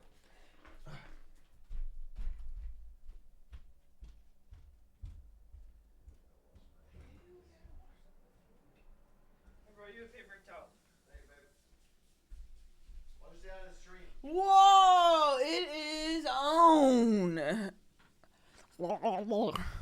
Wow, is this like a Get Smarter Saturday? It's Thursday. Yeah, that's why I said like Get Smarter Saturday.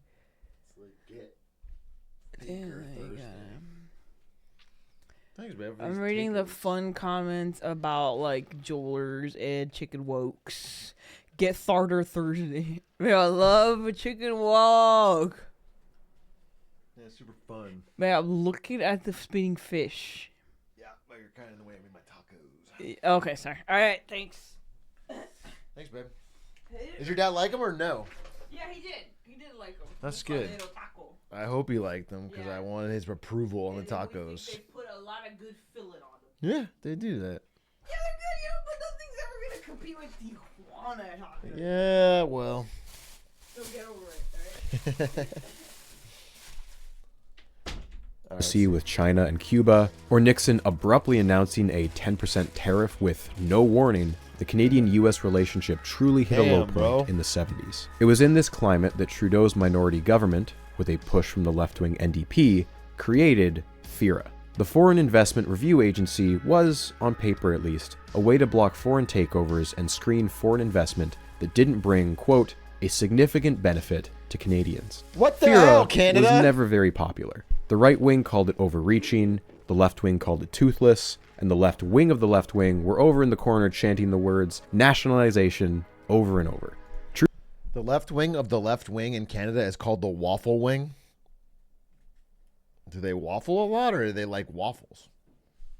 Trudeau himself had not been much of an economic nationalist. He'd been pushed into creating FIRA by a minority parliament, and by the 80s the Liberals were desperately trying to woo back the private sector.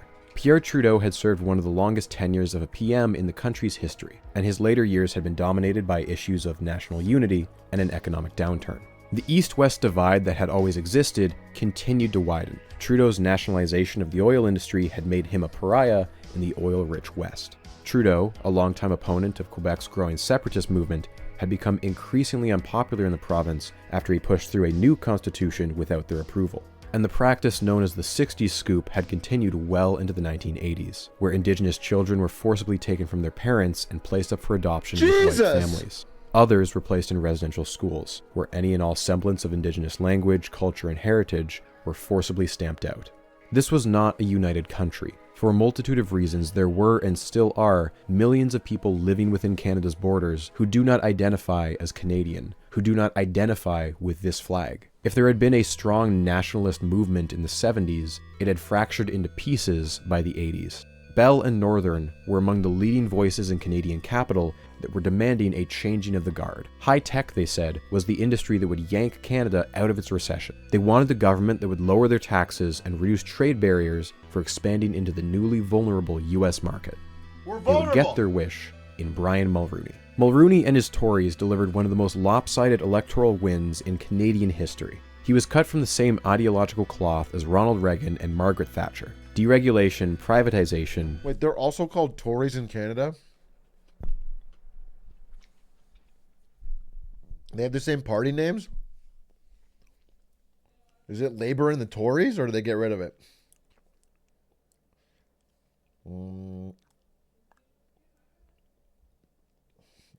Liberal and Tories? Okay. Liberals and Conservatives? Oh, they got rid of it. They changed it. Okay. And the free market. 23 of Canada's 61 crown corporations were privatized. They got their own Ronald Reagan? FIRA, which was already a rubber stamp machine at this actor. point, was dismantled even further and renamed Investment Canada. Its oversight over new investment was completely eliminated, and its ability to block foreign takeovers was scaled back so much, the act has only been invoked a handful of times since. Mulroney declared that Canada was open for business. He didn't see American money as a threat. He openly welcomed it. As public polling around free trade began to shift, he believed that by adopting it as his party's key policy plank, it would carry them through the next election. Critically, though, he would never have considered it if not for his extremely close relationship with Ronald Reagan. Reagan's advisors feared phone calls from Canada because, quote, he could get the president to do anything he wanted. Mulroney was the only foreigner to speak at Reagan's funeral. That's crazy. Without this close relationship, free trade between the two countries may never have been adopted. We've only seen small glimpses of it, but the US has a long history of its own economic protectionism. Several times in the past century and a half, American tariffs have sent the Canadian economy spiraling. When it pulled out of a trade deal in 1850, the Smoot-Hawley tariffs during the Great Depression, the Nixon shock of the 70s, and most recently, Ronald Reagan had been promoting a Made in America policy that threatened to block companies like Northern from America altogether. Canadians weren't necessarily afraid of free trade. What they were afraid of was getting the short end of the stick in negotiations with a country that many perceived as a bully. This was the message of Liberal leader John Turner. He considered himself a proponent of free trade, but not a bilateral agreement directly with the US. It's one thing to negotiate in the context of dozens of countries coming together. It's another to try and negotiate one-on-one with a country 10 times your size. Thanks to TV ads like this one, free trade became the defining issue of the 1988 federal election. Since we're talking about this free trade agreement, there's one line I'd like to change. Which line is that? Well, this one here. It's just getting in the way. Just how much are we giving away in the Mulroney free trade deal? It also culminated in one of the most explosive moments ever to happen. That's funny. That's a pretty good ad. Makes me pissed off at America, and I'm American. That was good. I'll watch it again. The Mulroney. There's one line I'd like to change. Which line is that? Well, this one here. It's just getting in the way. Just how much are we giving away in the Mulroney free trade deal? It also culminated in one of the most explosive moments ever to happen in a Canadian political debate. I happen to believe that you've sold us out.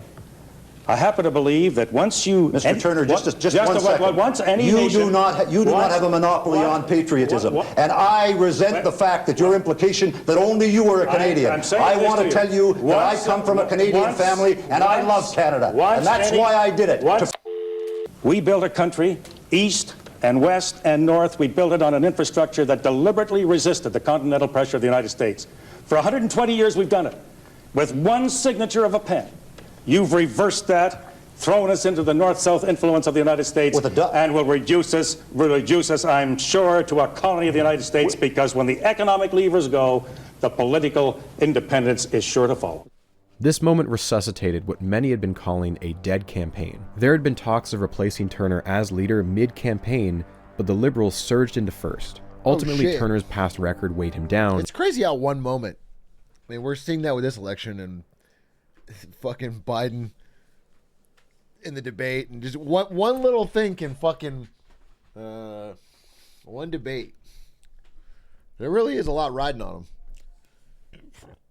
Tim Walz had one fucking MSNBC appearance, and now he's VP. It's just crazy. And the Tories would eventually clinch the election. The free trade agreement would be enacted soon after, and that was that. With the exception of a few staples like lumber or dairy, the playing field had been wiped clean. It was time to get in the ring and start throwing some punches.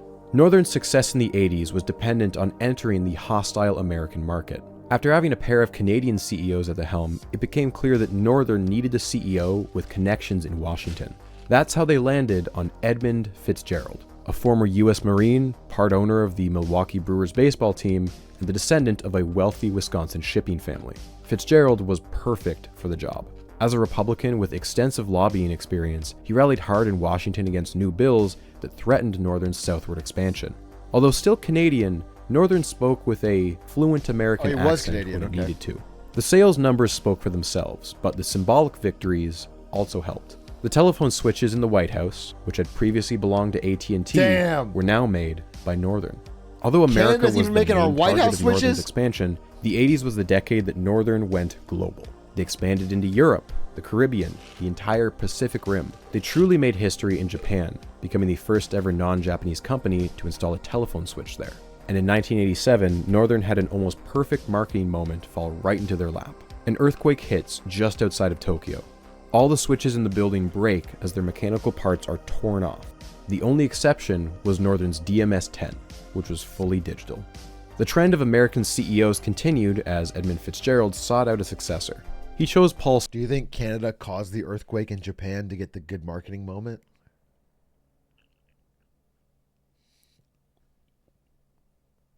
I just wouldn't put it past them, you know. Stern, a former IBM exec who he had met while serving on Reagan's telecom committee.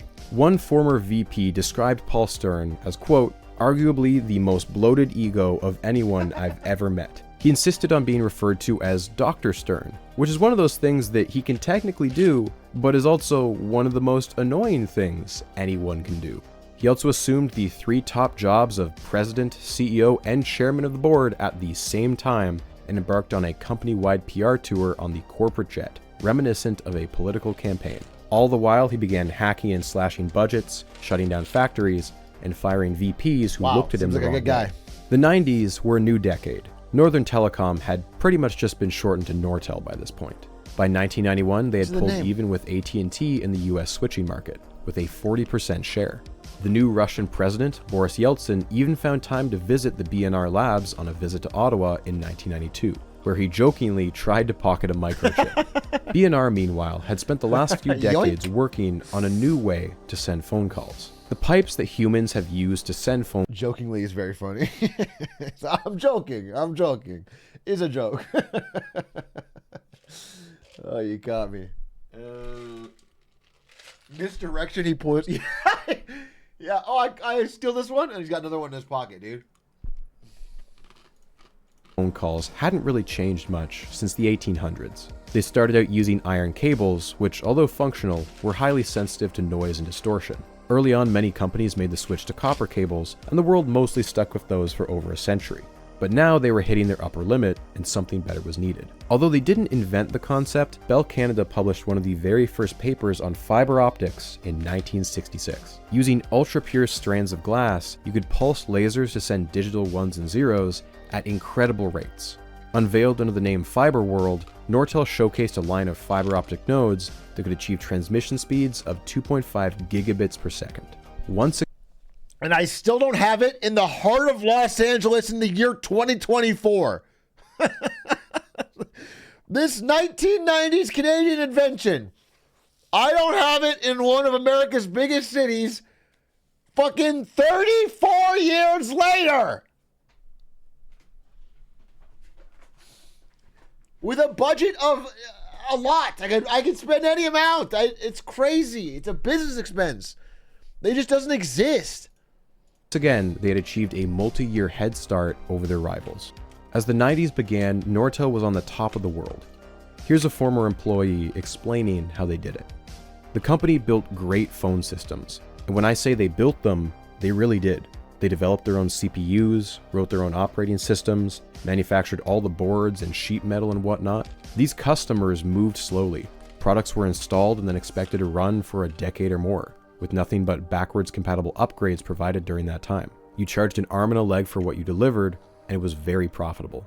When you've been at sea for this long, riding the waves of the market, the previous highs and lows begin to feel insignificant. What was once the pinnacle of success is now just a small crest, the halfway point to a bigger and better wave. Nortel had built a 13,000-ton tanker optimized to serve telephone companies, and the sheer momentum of that looked like it would carry them for the next decade. But that momentum would turn out to be a critical flaw. The age of the telephone company was coming to an abrupt end. Uh-oh.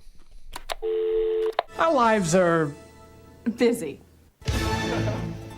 And now, from Northern Telecom, a solution. 1993 saw a big shakeup in leadership for both Nortel and Canada.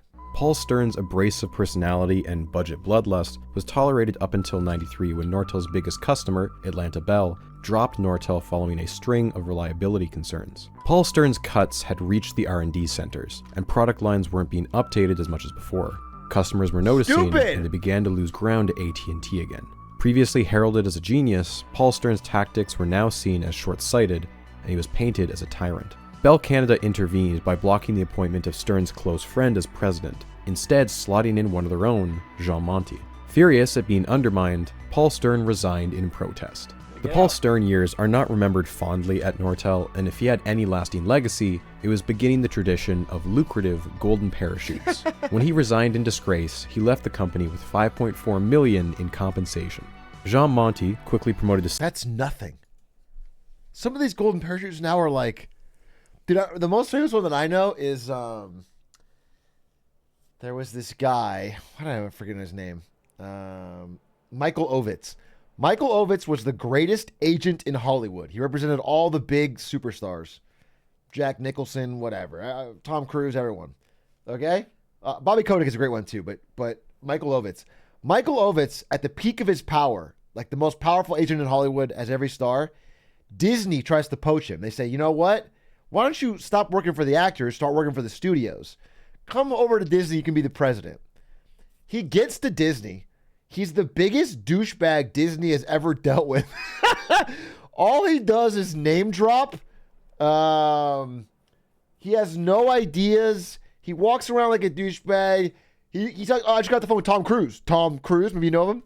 He's just awful. And like nobody Disney likes him, and they're all like serious people that have worked there for a while. Disney at the time is like very dominant.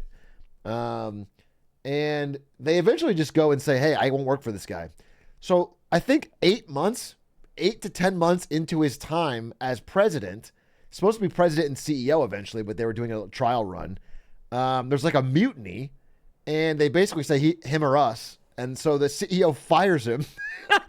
But his parachute is like, I think it's $100 million, which for the time, I mean, for any time is amazing, but for the time is like absurd.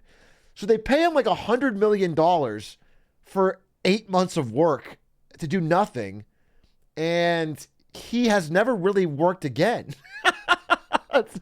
He tried to start he couldn't go back to his old company because they didn't want him there either. It was $130 million. I'm sorry, $130 million. $130 million severance package. He tried to go back to being an agent, but it turns out everyone hated him. And they wouldn't let him back in. And he had signed away all of it as part of the deal because you can't represent talent and the studios.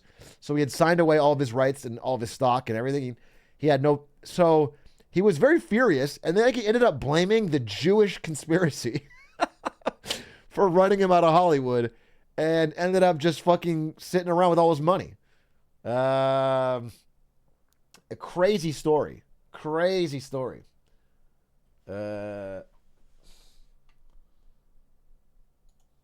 CEO had his work cut out for him. 1993 was the middle of a deep recession in Canada, and Nortel stock... I believe he is Jewish. He did not blame the Jewish conspiracy. He blamed the gay conspiracy. I forgot. No. He said there was a cabal of gays. I remember he said, who's the guy? Jeffrey Katzenberg, I think, over it. He had a couple people who were like, these guys are part of the gay mafia. The gay mafia, that's what he called it. The gay mafia of Hollywood has conspired to keep me from success. Very, very hilarious story. Quibi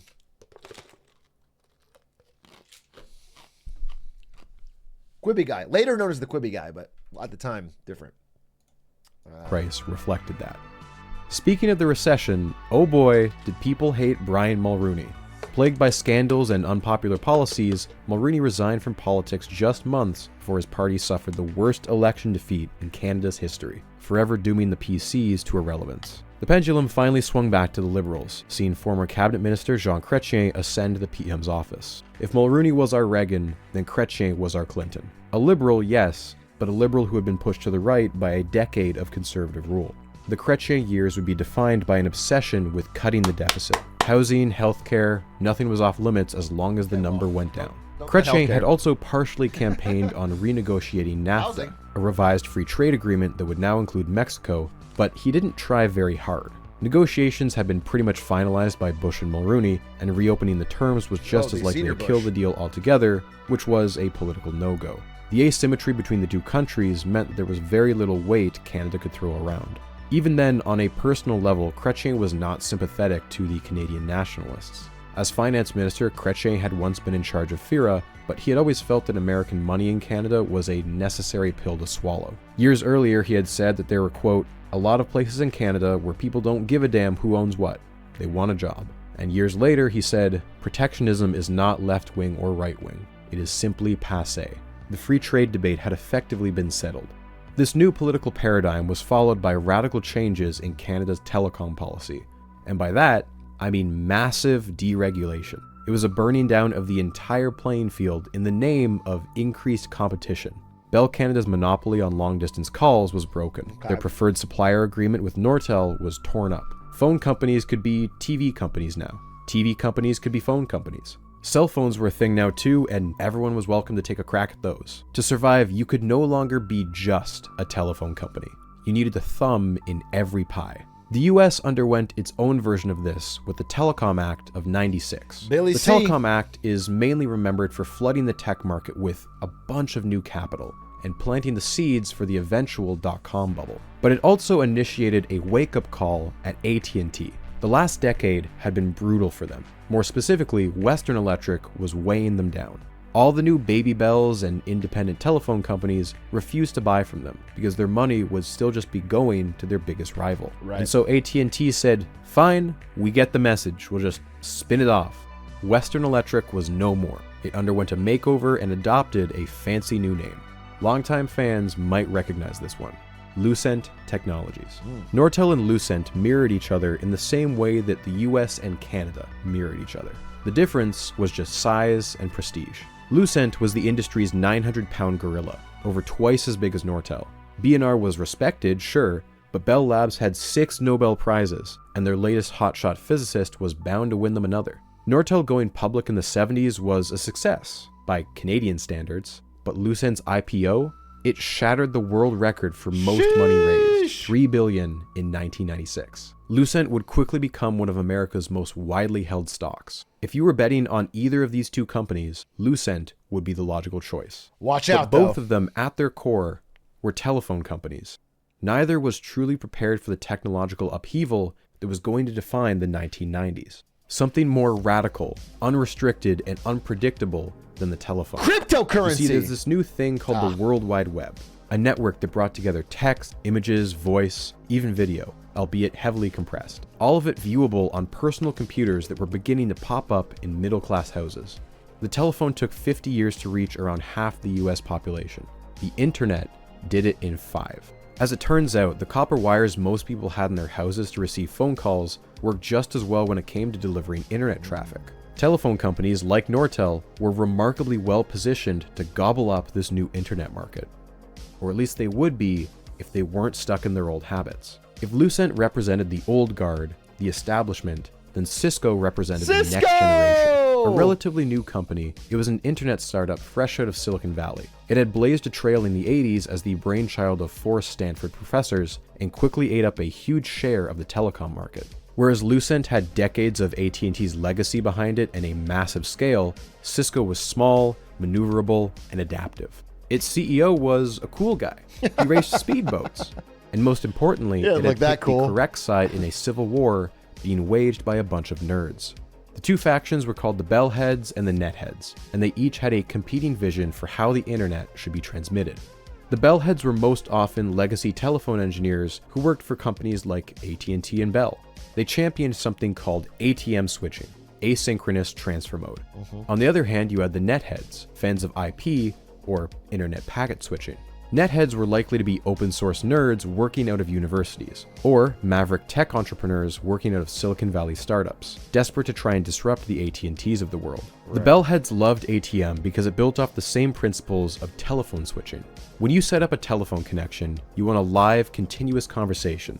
No buffering. You set up a link between points A and B and shut out all other traffic. It's fast and high capacity. It's not so great though if one point along the route breaks down. Now you have to reroute and set up an entirely new connection. That's where packet switching excelled. Packet switching is like mailing someone a jigsaw puzzle, but each individual piece can get split up and take a different route to the destination. It doesn't matter because once they all reach the destination, they just get assembled into, say, an email. IP by its very nature is decentralized, immune to single points of failure, and notably very hard to track customer billing with, which frustrated the Bellheads to no end. ATM was ideal for the high-capacity optical fiber networks that Nortel and Lucent specialized in, whereas IP was best used with Ethernet cables and routers that Cisco had built its fortune off of. In the 80s, it wasn't super clear who was winning this civil war, but by the mid-90s, it was. It was the Netheads. IP was king, and by the end of the decade, ATM was just going to be another forgotten technology like Betamax was to VHS. If you wanted to use the internet, you had to endure this sound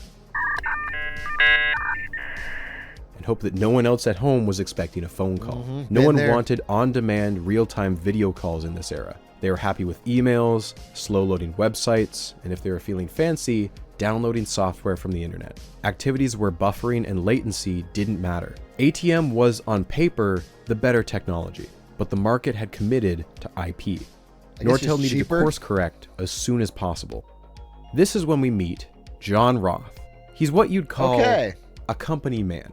A Canadian, he grew up in Lethbridge, Alberta, and joined Nortel in 1969. I'm just wondering, because if the ATM guys had won, we'd all have fiber optic, right? It would just be drastically more expensive. Well.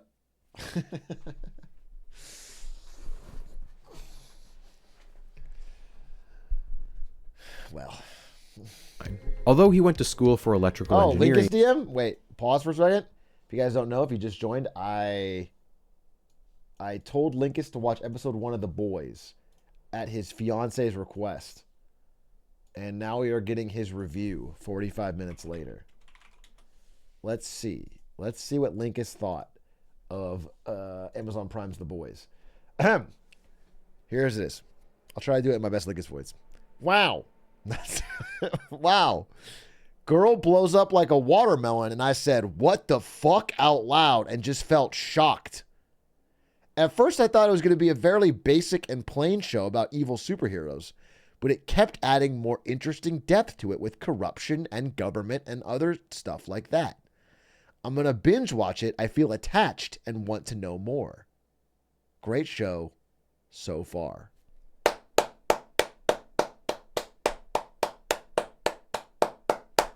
I sold him. That's marketing at work. That's marketing at work, folks. Okay? I did the pitch. I appealed to his Swedish nature. Fucking 2 hours later, he's hooked for life. Okay?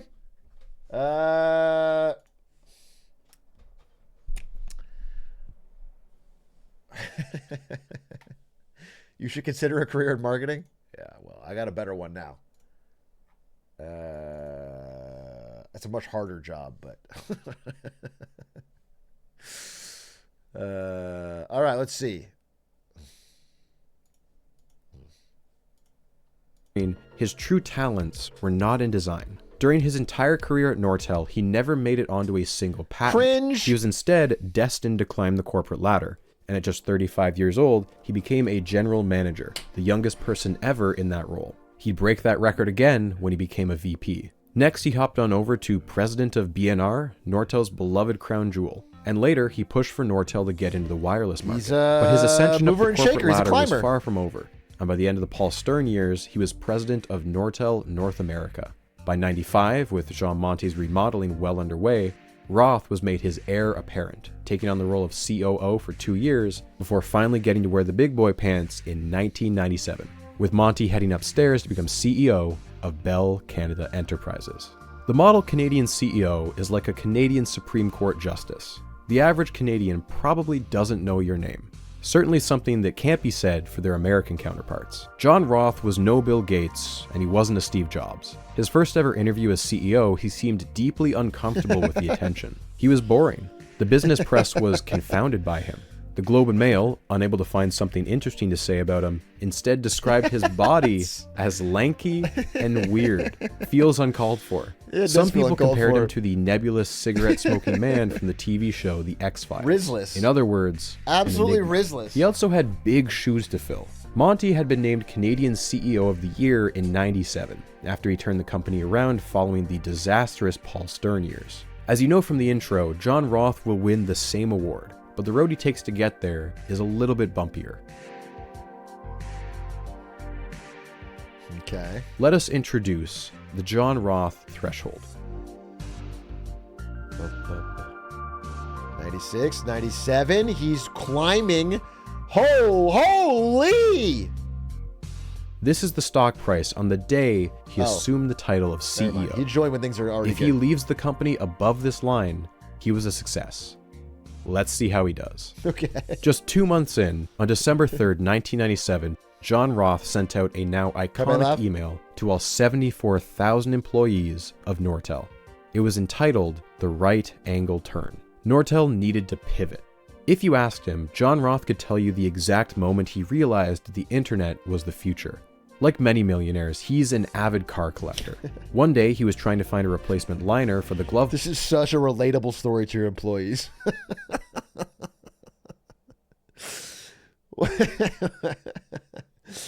One day, while trying to replace the fucking liner of the glove box of my 1966 Jaguar E-Type, I realized that the internet was going to change everything. Box of his 1966 Jaguar E-Type, but he couldn't find one in Canada. But as he says here, I started poking around and within 5 minutes, I'm in a little garage north of London.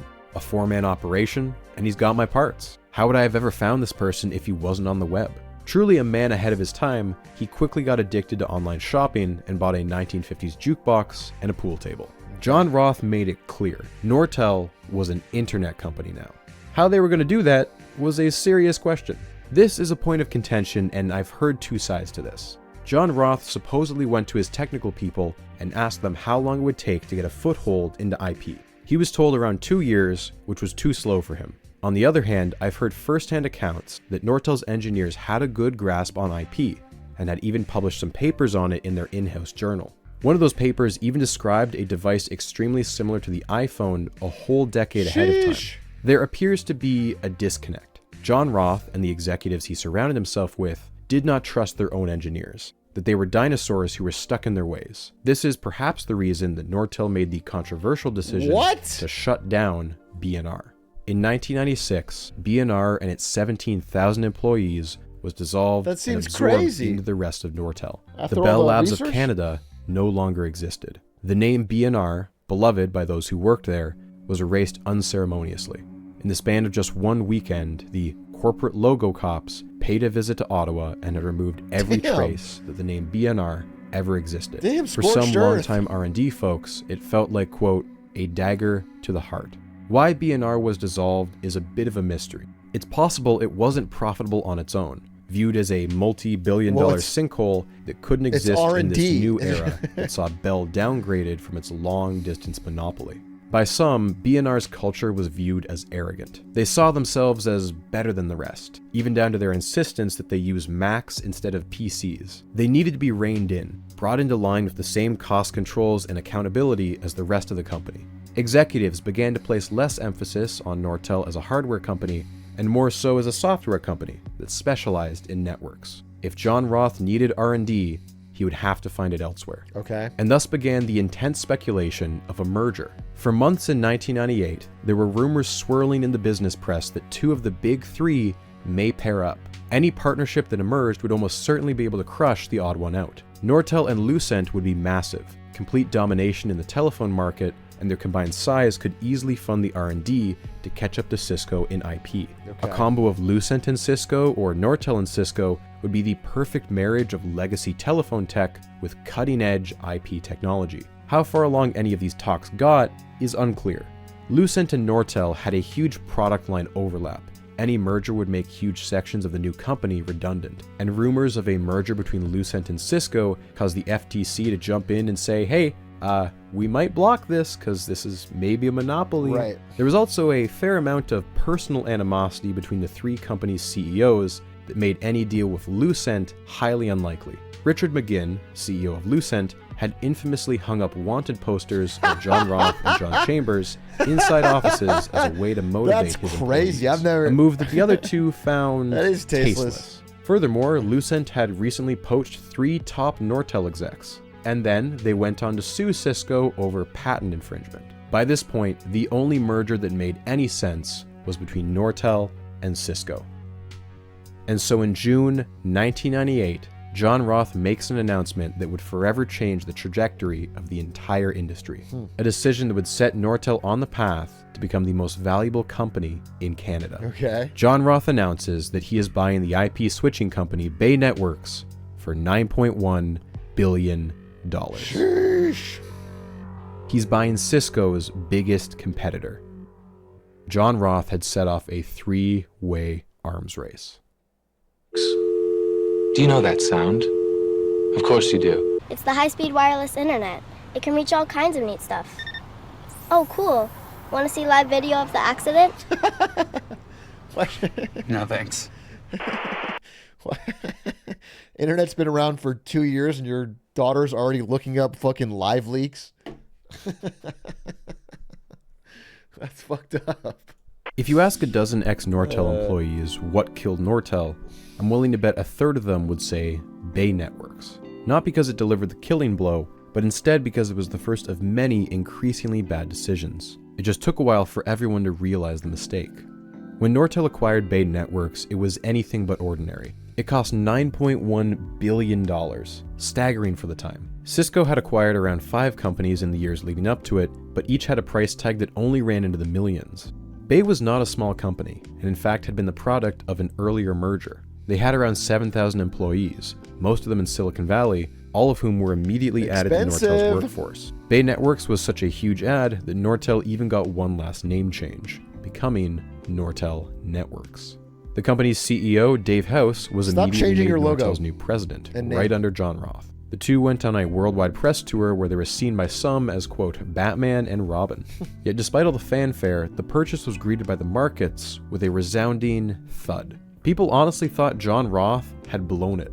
Bay was way over the hill. Their product line had already matured too much, and they had way overpaid. During fall 1998, the stock price tanked, and many thought that John Roth would be out the door far sooner than expected. But then, Lucent blinked. See, Lucent had actually been one of Bay Networks' biggest customers. The Nortel purchase had completely locked them out of the IP space, and management began to panic. And so in January 1999, Lucent buys Ascend Communications, the next biggest company comparable to Bay Networks. Except they paid a much steeper price than Nortel did. A whopping $20 billion. If people thought Nortel... This is like all the AI acquisitions happening right now. Every company that's late to AI is just paying through the fucking nose for like any team of 8 AI engineers in Silicon Valley. Had overpaid. Then Lucent got fleeced. Ascend had been doing so poorly, brokers jokingly called it ass end. Following this example, Cisco, which had already been buying companies at a frantic pace, went into absolute Pac-Man mode and gobbled up 18 companies in just 1999. The next year, Cisco's grand total would stand at 64 acquired companies. And Lucent was no slouch either. Bingo, bango, bongo. John Roth had every reason to be smug, and he took a shot at Cisco, saying, "We can learn to spell IP faster than Cisco can learn to spell reliable." Look, you gotta hand it to the man. He's got sick burns. So you're happy with the Bay purchase? Absolutely. And you feel you paid the right price? Well, it looks like a bargain now in retrospect compared to some of the other deals that are going down. Okay. Feeling vindicated now, John Roth had permission from Nortel's board to go on a shopping spree.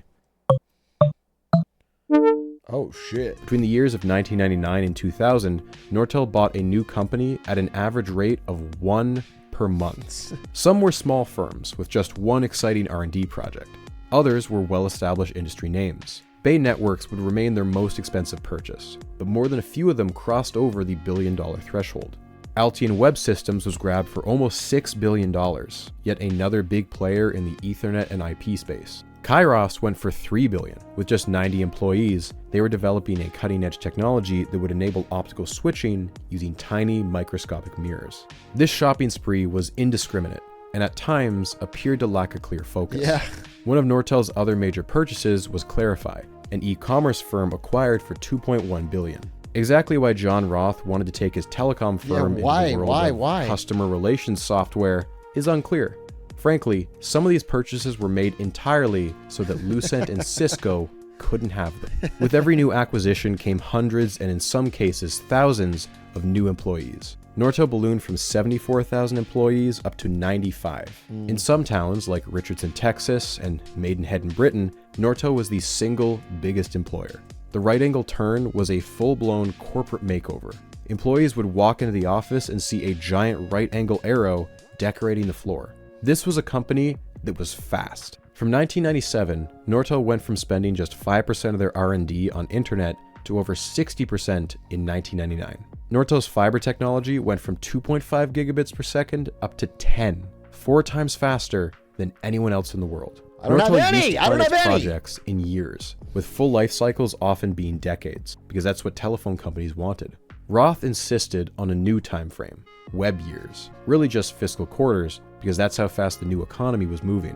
And he wasn't wrong. Internet startups had exploded in the last couple years. In 1995, Netscape had an IPO that raised almost $3 billion in just one day. It seemed like anyone who could code a website in their garage could become a millionaire overnight. And Nortel had to accommodate that. Just look at the way its marketing evolved in the past decade. This is a sales video from the 80s. Meridian One communication systems are leading worldwide with over 50,000 digital voice and data systems installed, ranging in size from 30 to 60,000 lines. Now, whether you need 30 lines or 200 lines, the new Meridian One Option 11 will enhance your business success without the nightmares. Snoozer. And this is a new employee training video from around Y2K. And in joining us, you are instantly connected. So here's what you get. Advanced technology. Well, the world is your palette. Research and development. Shaping the way that people will communicate in the future. Pretty tight, cohesive teams. This is where the action is. You are now instantly connected. This is how you connect. This is where you connect. Welcome to Nortel Networks. Welcome to Nortel Networks. Welcome to Nortel Networks. Even promotions were fast. Tim Dempsey recalls that he spent on average 18 months in any given role. Quote, "We sometimes counted bosses per year instead of years per boss." Another employee I spoke to mentioned that they had 5 different managers in the same year. Some of them they never even met in person. Even John Roth, the person, was fast. The business press had latched onto his obsession with fast cars. Finally, there was something interesting they could write about. Are you still buying used parts for your 66 Jag over the net? Well, it's in pretty good shape now, so I moved on to other things. Last day, my wife and I bought some oil paintings over the net.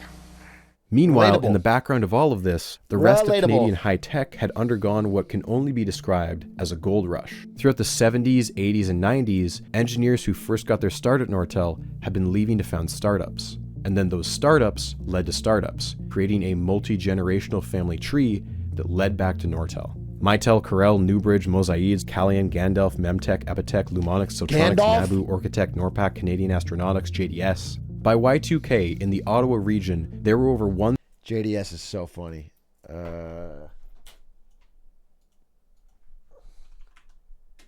JDS Uniphase, dude. Can I show you?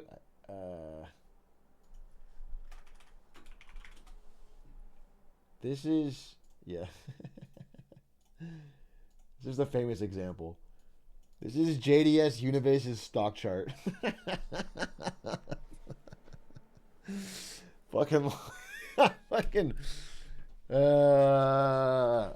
just an all-timer, dude. Just an all-timer. Buy the dip. It's bouncing back. It's due. 1,000 companies employing 75,000 people, and 1 in 5 of them belong to Nortel. Ottawa's tech scene in the 1990s actually grew faster than the real Silicon Valley, earning it the nickname Silicon Valley North. City Council even tried to rebrand with a new slogan, which did not go over well. You ready for this? The City of Ottawa. Technically beautiful. I'd make a joke here, but a city councilor already beat me to it. If I called my daughter technically beautiful, she'd hit me.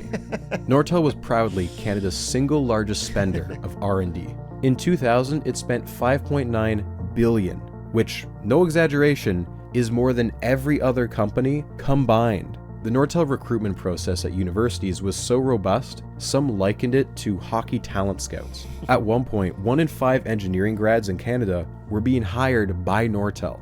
1 in 5. If you had a master's or PhD, that rose to 1 in 3. Crazy. From everyone I've spoken to, every interview I've read, Nortel in the 90s was one of the best places to work in Canada. You were paid well, and if you wanted to take a training course, they'd pay to send you. The job wasn't just, here, do this task.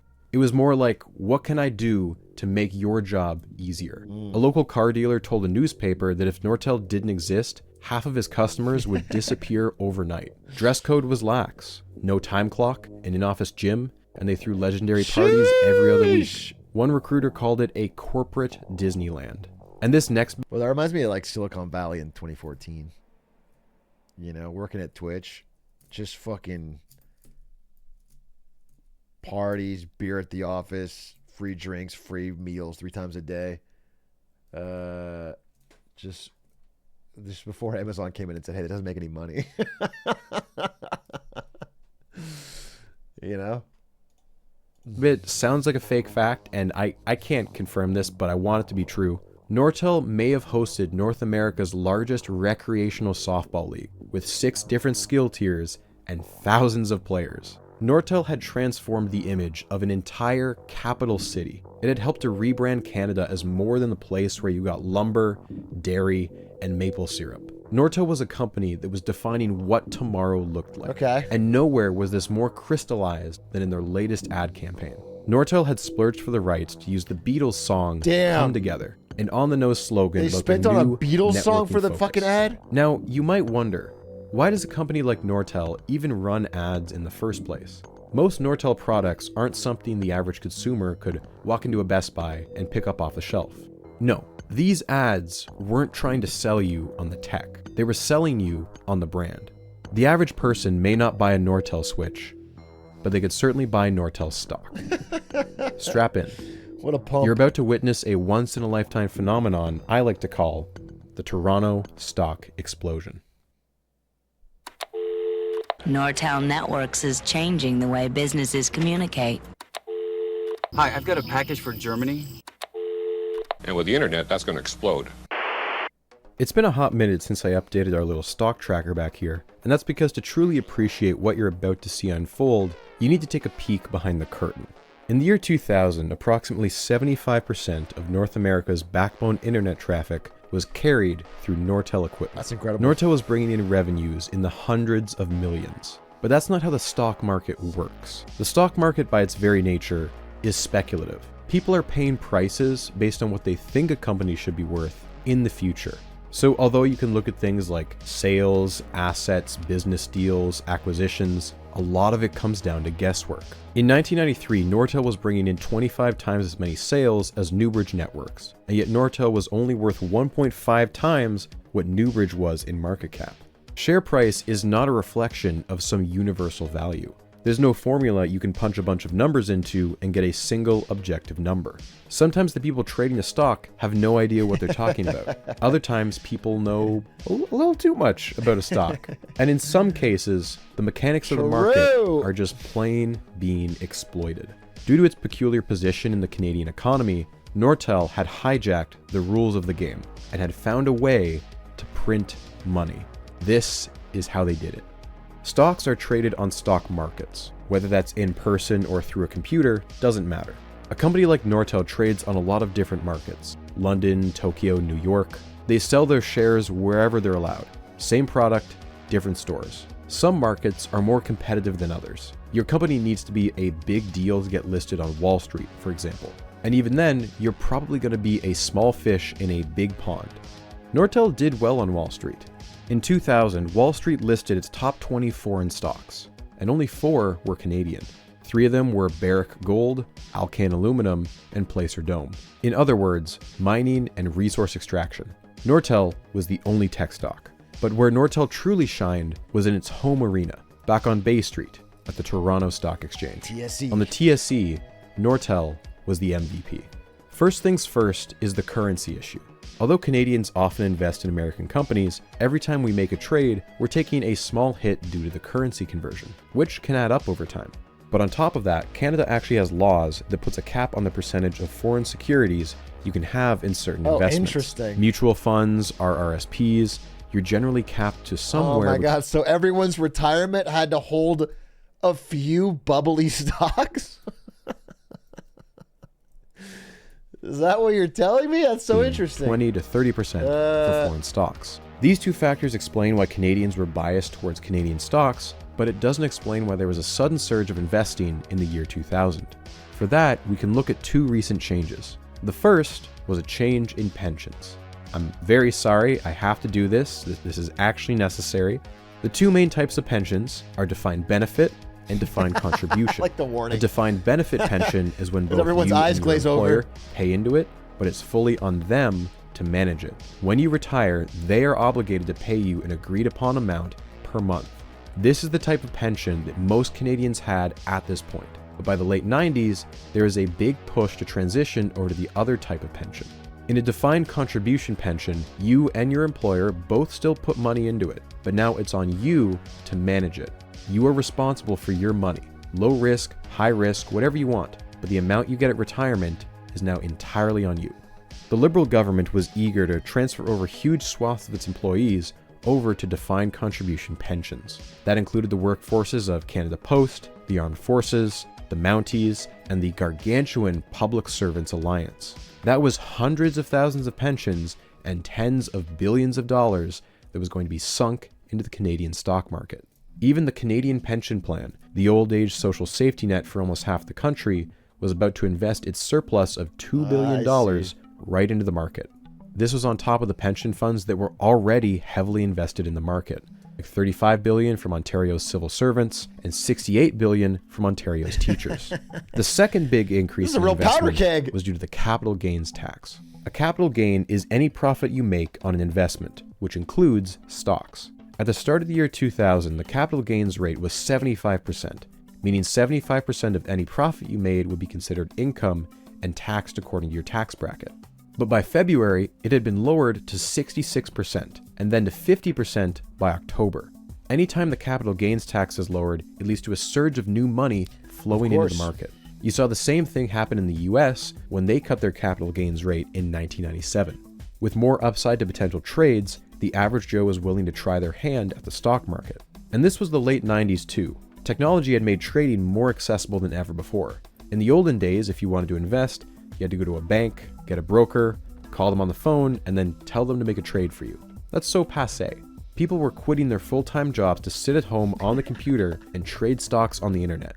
You can see here the beginnings of what might turn into a 2021 code. Canadians need to invest in Canada, so they invest in the latest big name, Nortel, which goes up in price, which then generates positive media coverage, and so on and so on.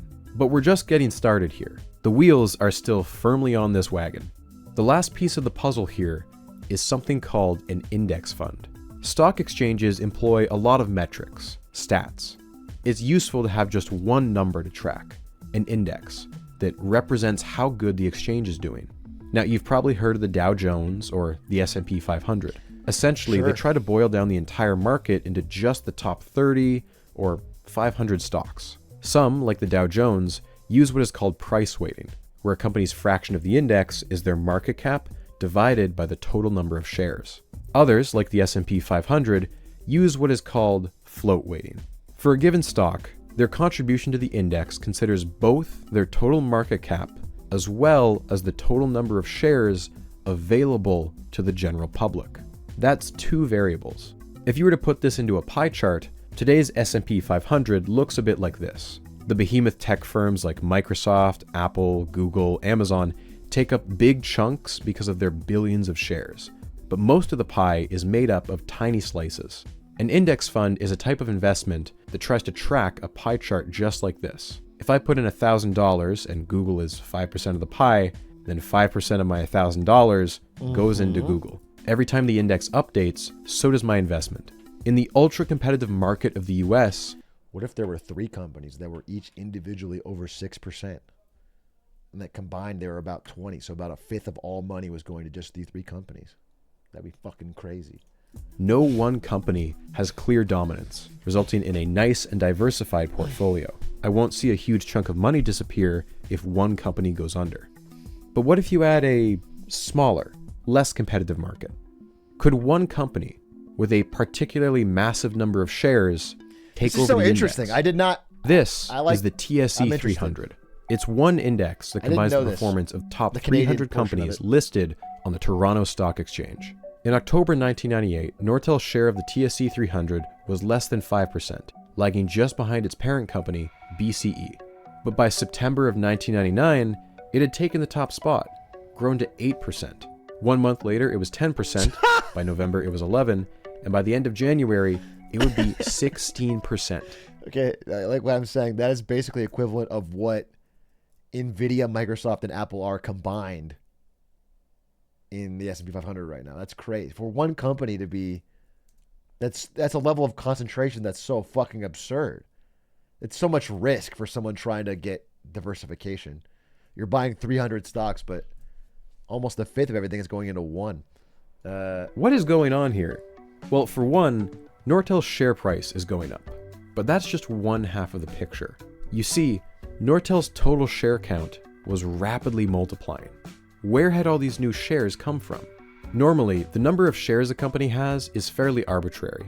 A company with 100 shares and a company with 1 million shares could have the same market cap, simply because one has a much higher share price. Sometimes companies undergo what is called a stock split. They multiply the total number of shares, say by 2, and divide the price of each share by 2, keeping the total market cap the same. Nortel in its history had undergone 4 stock splits, 2 of them under John Roth, a fact he was happy to brag about. However, a stock split in a vacuum is neither a good nor a bad sign. It's just an attempt by a company to draw in new investors by making a single share more accessible.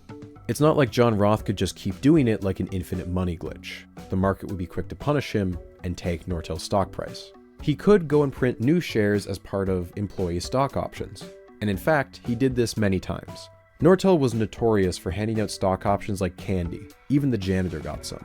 Over just a few years, he had printed a hefty 161 million new shares. This too, though, wasn't something he could do over and over. Many of Nortel's largest shareholders complained that their shares were being diluted. If Nortel wanted more shares, they would have to get creative. Enter the butterfly plan. Okay. So by this point, Nortel's parent company, Bell Canada, now renamed BCE, owned the largest chunk of Nortel's shares, 39%. So John Roth, although powerful, couldn't unilaterally make decisions without first getting the approval of his boss, Jean Monty, and the rest of the board. Without Bell's monopoly money and a preferred supplier agreement, Nortel would likely have gone under decades ago. Okay, they need daddy. But BCE wasn't a monopoly anymore, and Nortel had quickly outgrown its parent. In the year 2000, BCE's stake of Nortel made up 78% of BCE's total value. Think about it. This is like after, this is like the end of Yahoo's life. 2016, Yahoo, I think they owned $30 billion worth of Alibaba stock. And it was worth so much more than everything else Yahoo still had. Like Yahoo as a company was worth like maybe $1 billion. And then they had $30 billion of Alibaba stock they owned because they invested early. I'm pretty sure. I remember exactly how, but I think they spun it off into its own company that all it did was own Alibaba stock. Because the Yahoo part was dragging that down. It was dragging just the part that sat there and owned Alibaba. About that, this is the country's largest telephone, internet, and TV provider. Nortel's revenues had grown 26% in 1999. The entirety of BCE's other holdings only grew 5%. Owning Nortel right now seems like a good problem to have, but Jean Monty wasn't entirely pleased with the situation. Nortel distorted BCE's numbers so much that the market was likely undervaluing BCE's stock price. And because they no longer had a majority stake, he was fine with simply divesting their shares. That would mean more autonomy for both BCE and Nortel, which would allow Monty to pursue his goal of creating a domestic media empire. Thanks to the deregulation of the past decade, later that year, BCE would go on to acquire the country's largest private news company, CTV, as well as a major newspaper in the Globe and Mail, as well as dozens of local news stations. Selling off Nortel would allow both companies to divide and conquer, with BCE... We love media conglomerates, don't we, folks? We love when so many of our different papers and news organizations are owned by the same few people. It's good. You get a lot of different opinions. It's awesome. Love that. Taking on media and Nortel taking on tech. The question was how to give away the shares. You would think that they would just sell them, make a killing, and pocket the cash, but the resulting tax cost would be immense. So they decided to instead push that onto the shareholders. They came up with a plan known as the butterfly distribution, where for every BCE share that you held, you'd keep that share, but also gain 0.78 Nortel shares. And the total amount of Nortel shares would be split, doubling in number. If you're lost, that's honestly okay. But the bottom line here is that there were now an additional 502 So they just gave it to their shareholders. Nortel Okay. shares on the open market. Before this, BCE was the most widely held stock in Canada. Now, it was Nortel. This immediately increases Nortel's weighting Oh on my the God, it goes TSE higher? 300. The butterfly plan brought Nortel from 16% up to 26. 1/4 of the entire That's country's premier stock disgusting. exchange was That's simply such a disgusting Nortel. level of But concentration. we're not done here. We've got room to keep Oh going my up. God. The butterfly plan was a one-time thing. If John Roth wanted a license to print shares, he needed a repeatable strategy. He found one in Bay Networks. I said earlier it cost Nortel $9.1 billion to acquire them, but I didn't mean $9.1 billion in cash. No, Nortel had paid for it with shares. John Roth had gone to the company treasury with the permission of the board and printed 134 million new shares, which were handed over to the executives and employees of the newly acquired company. Now, there was a little worry about share dilution, but so long as the share price continued to go up, John Roth was able to keep his investors happy. The TSE 300 immediately accounts for all these new shares in Nortel's weighting. This, in turn, causes all index funds in the country to go out and purchase more Nortel shares, which has the cyclical effect of raising Nortel's share price, which also, again, factors into Nortel's weighting. Can you see where I'm going with this? Yeah. Nortel acquired 18 companies in 2 years, and of the $30 billion it had spent, $22 billion was paid for with shares. The shopping spree had injected 972 million new shares into the market. And here's another thing. Not all of these shares printed for these acquisitions were actually available on the open market. If you print a bunch of new shares and give them to employees, they're getting a gift for free. Understandably, they don't know if the stock price is going to go up or down, and it's in their best interest to just sell them immediately and make a profit. Millions of shares being dumped right after a... That's what my boss at Twitch told me when I got my Amazon shares. Thank fucking God I didn't listen. Thank fucking God. Actually, I probably did listen and it was too lazy. It seemed like such a pain in the ass. Thank fucking God, though. I remember him telling me that verbatim. Verbatim. Like, you don't know. Like, if you think it's going to go up, you should buy Amazon stock today. But if you're not doing that, then you have no idea. So you should sell. Yeah, okay. It sounds right. And then I went home and played League of Legends or played Shardbound. buyout looks bad on Nortel. Hence, the buyouts usually included an escrow clause. The employees of the acquired company are given the Nortel shares, but they can't sell them until the end of an escrow period, which could be anywhere from 6 months to a year and a half. And yet, even though these new shares aren't technically public, the TSE 300 still increases Nortel's weighting. This triggers another round of index funds trying to buy shares, except there are fewer shares available to actually meet this new demand. This artificial scarcity drives Nortel's share price even higher, which in turn increases its weighting, and around we go. Are you following? Yeah. Starting in I'm 1998, following. Nortel had I've gone been from having talking around about this. 500 million shares to over 3 billion. Nortel had exploited the intricacies of the Canadian stock market so badly that by the summer of 2000, it made up 38% of the entire Toronto stock That is exchange. such a 30 dereliction of duty. %. Does this make sense? Does this seem fair? I promise you it shouldn't. And then things got worse. So, those index funds we were talking about, with Nortel continually eating more and more of the TSE. Think about it like from the point of view of a pension. Someone's pension is going to buy for their retirement. 40% of the money they're putting in is going to one company at the peak of its value. That's not diversification at all. It's like that's the riskiest portfolio you can imagine. Pi, index fund managers had to buy more and more Nortel to fill up their clients' portfolios. But sometime around late 1999, they ran into a snag. See, there's actually a law in Ontario that prevents mutual and index funds from having more than 10% of their value in one stock. Maybe you see the issue here. Nortel was now more than 10% of the pie. It was illegal for index funds to match the TSE 300. And that was a problem. See, the reason people go to professional investors is that they're supposed to know better than the average person. But with the market being anywhere from 15 to 25% Nortel, unless your investment manager was a savant or a psychic, there was no reliable way for them to outperform the market. Thanks to aggressive lobbying efforts, on January 28, 2000, the Ontario Securities Commission introduced what many people called the Nortel rule. Nortel was not explicitly named in this change, but it was the only company the rule impacted. Index funds were now allowed to go over the 10% cap. Mutual fund managers were out of luck, and they were still stuck at 10. The TSE 300 throughout most of the year 2000 was mockingly called the Nortel Index, because all it really told you was whether or not Nortel had a good day or not. At some point, you would think that someone in charge would step in and say, hey, this is kind of like passing a law where you don't have to wear a seatbelt if the car is a convertible and you have the roof down. Safety regulations are optional so long as you're trying to do something cool. That is a base law. But no. Remember the Canadian pension plan? There you go.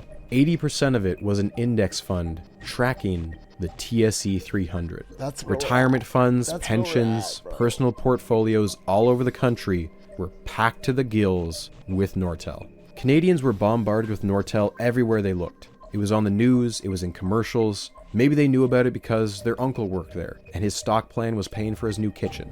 Or maybe their buddy made $3K off of Nortel thanks to a good trade the other week. Now they've got FOMO. They want to get in on the bandwagon too. They want to make money, obviously, but, deep down there's probably a little part of them that's, patriotic. They're happy they're supporting the home team. Maybe Canada doesn't make its own cars, or make its own movies. And you know what? We don't even make Switches. What we do make is fucking money. In March 2000, at the very height of the dot-com bubble, Nortel had finally surpassed Lucent's market cap. Holy the mouse shit! had eaten the elephant. Holy shit! Canada on top forever!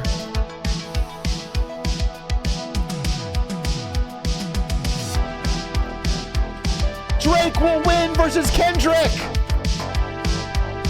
Canada will win the hockey league, the NHL.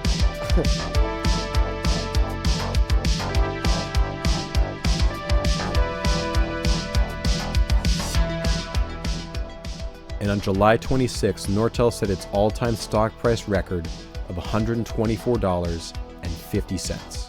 With a market cap of $400 billion, it was the 9th most valuable company in the entire world. but there was a leak in the boat.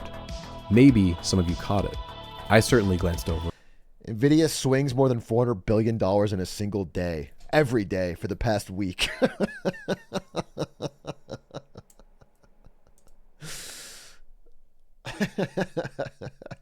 But have your moment, Ken. It's a different time. See, paying for a company with shares instead of cash is not some infinite money glitch. Of course not. If it was, why would anyone ever pay with cash? Despite what the headlines on Nortel's press releases said, Nortel was not doing so hot. The truth was always out there, hidden in the fine print. Nortel hadn't turned a profit in 4 years. An enterprise that had existed for over a century would not make it out of the next decade. This is Nortel, and this is how it broke Canada. That's absurd. Look at that Jimmy High Roller, dude. Holy, what a... Hey, are you dying to watch part 2? That was a great video. That was a fantastic video. Damn, do we want to finish it? How long is the second part? If it's a full hour and a half, I think I can't do it. Let's see. Big thank you to Nebula for It is. It's an hour and a half. All right, we'll have to do it tomorrow. I'll watch tomorrow, 100%. 100% we'll watch tomorrow. Absolutely. And I'll do other things tomorrow, too. We'll do a big stream. Big stream tomorrow. But it's midnight. Ari's parents are here. That was a great video. I mean, obviously, I knew it would be good. Everyone recommended it, but that was fantastic. It's right up my alley. Right up my alley. Extremely interesting, and I can't wait to see what happens. I'm assuming it ends by going even further to the moon, and everyone in Canada becomes a millionaire, and they laugh all the way to the bank. And to this day, Nortel is still the biggest and most powerful company there ever was. That's an awesome ending. Happy. We'll watch it tomorrow. All right. Well, thanks for watching. Thanks for spending some time with me. I know I'm a little late today, and I missed yesterday. But overall, the content on YouTube's been killing it, bro. We've been on fire. I got like back to back 1 out of 10s on the clips and I think the main. Everything's been pretty fucking banger. All right. Much love. Thanks for kicking it with me. We'll raid Hoodat if he's live. Raid Hoodat 950, my goat.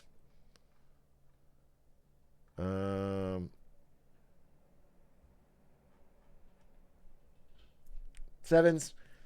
Thanks to all the non-Americans for sticking around for all of us, our America Pill Day about the Olympics. And talk to you soon. Bye.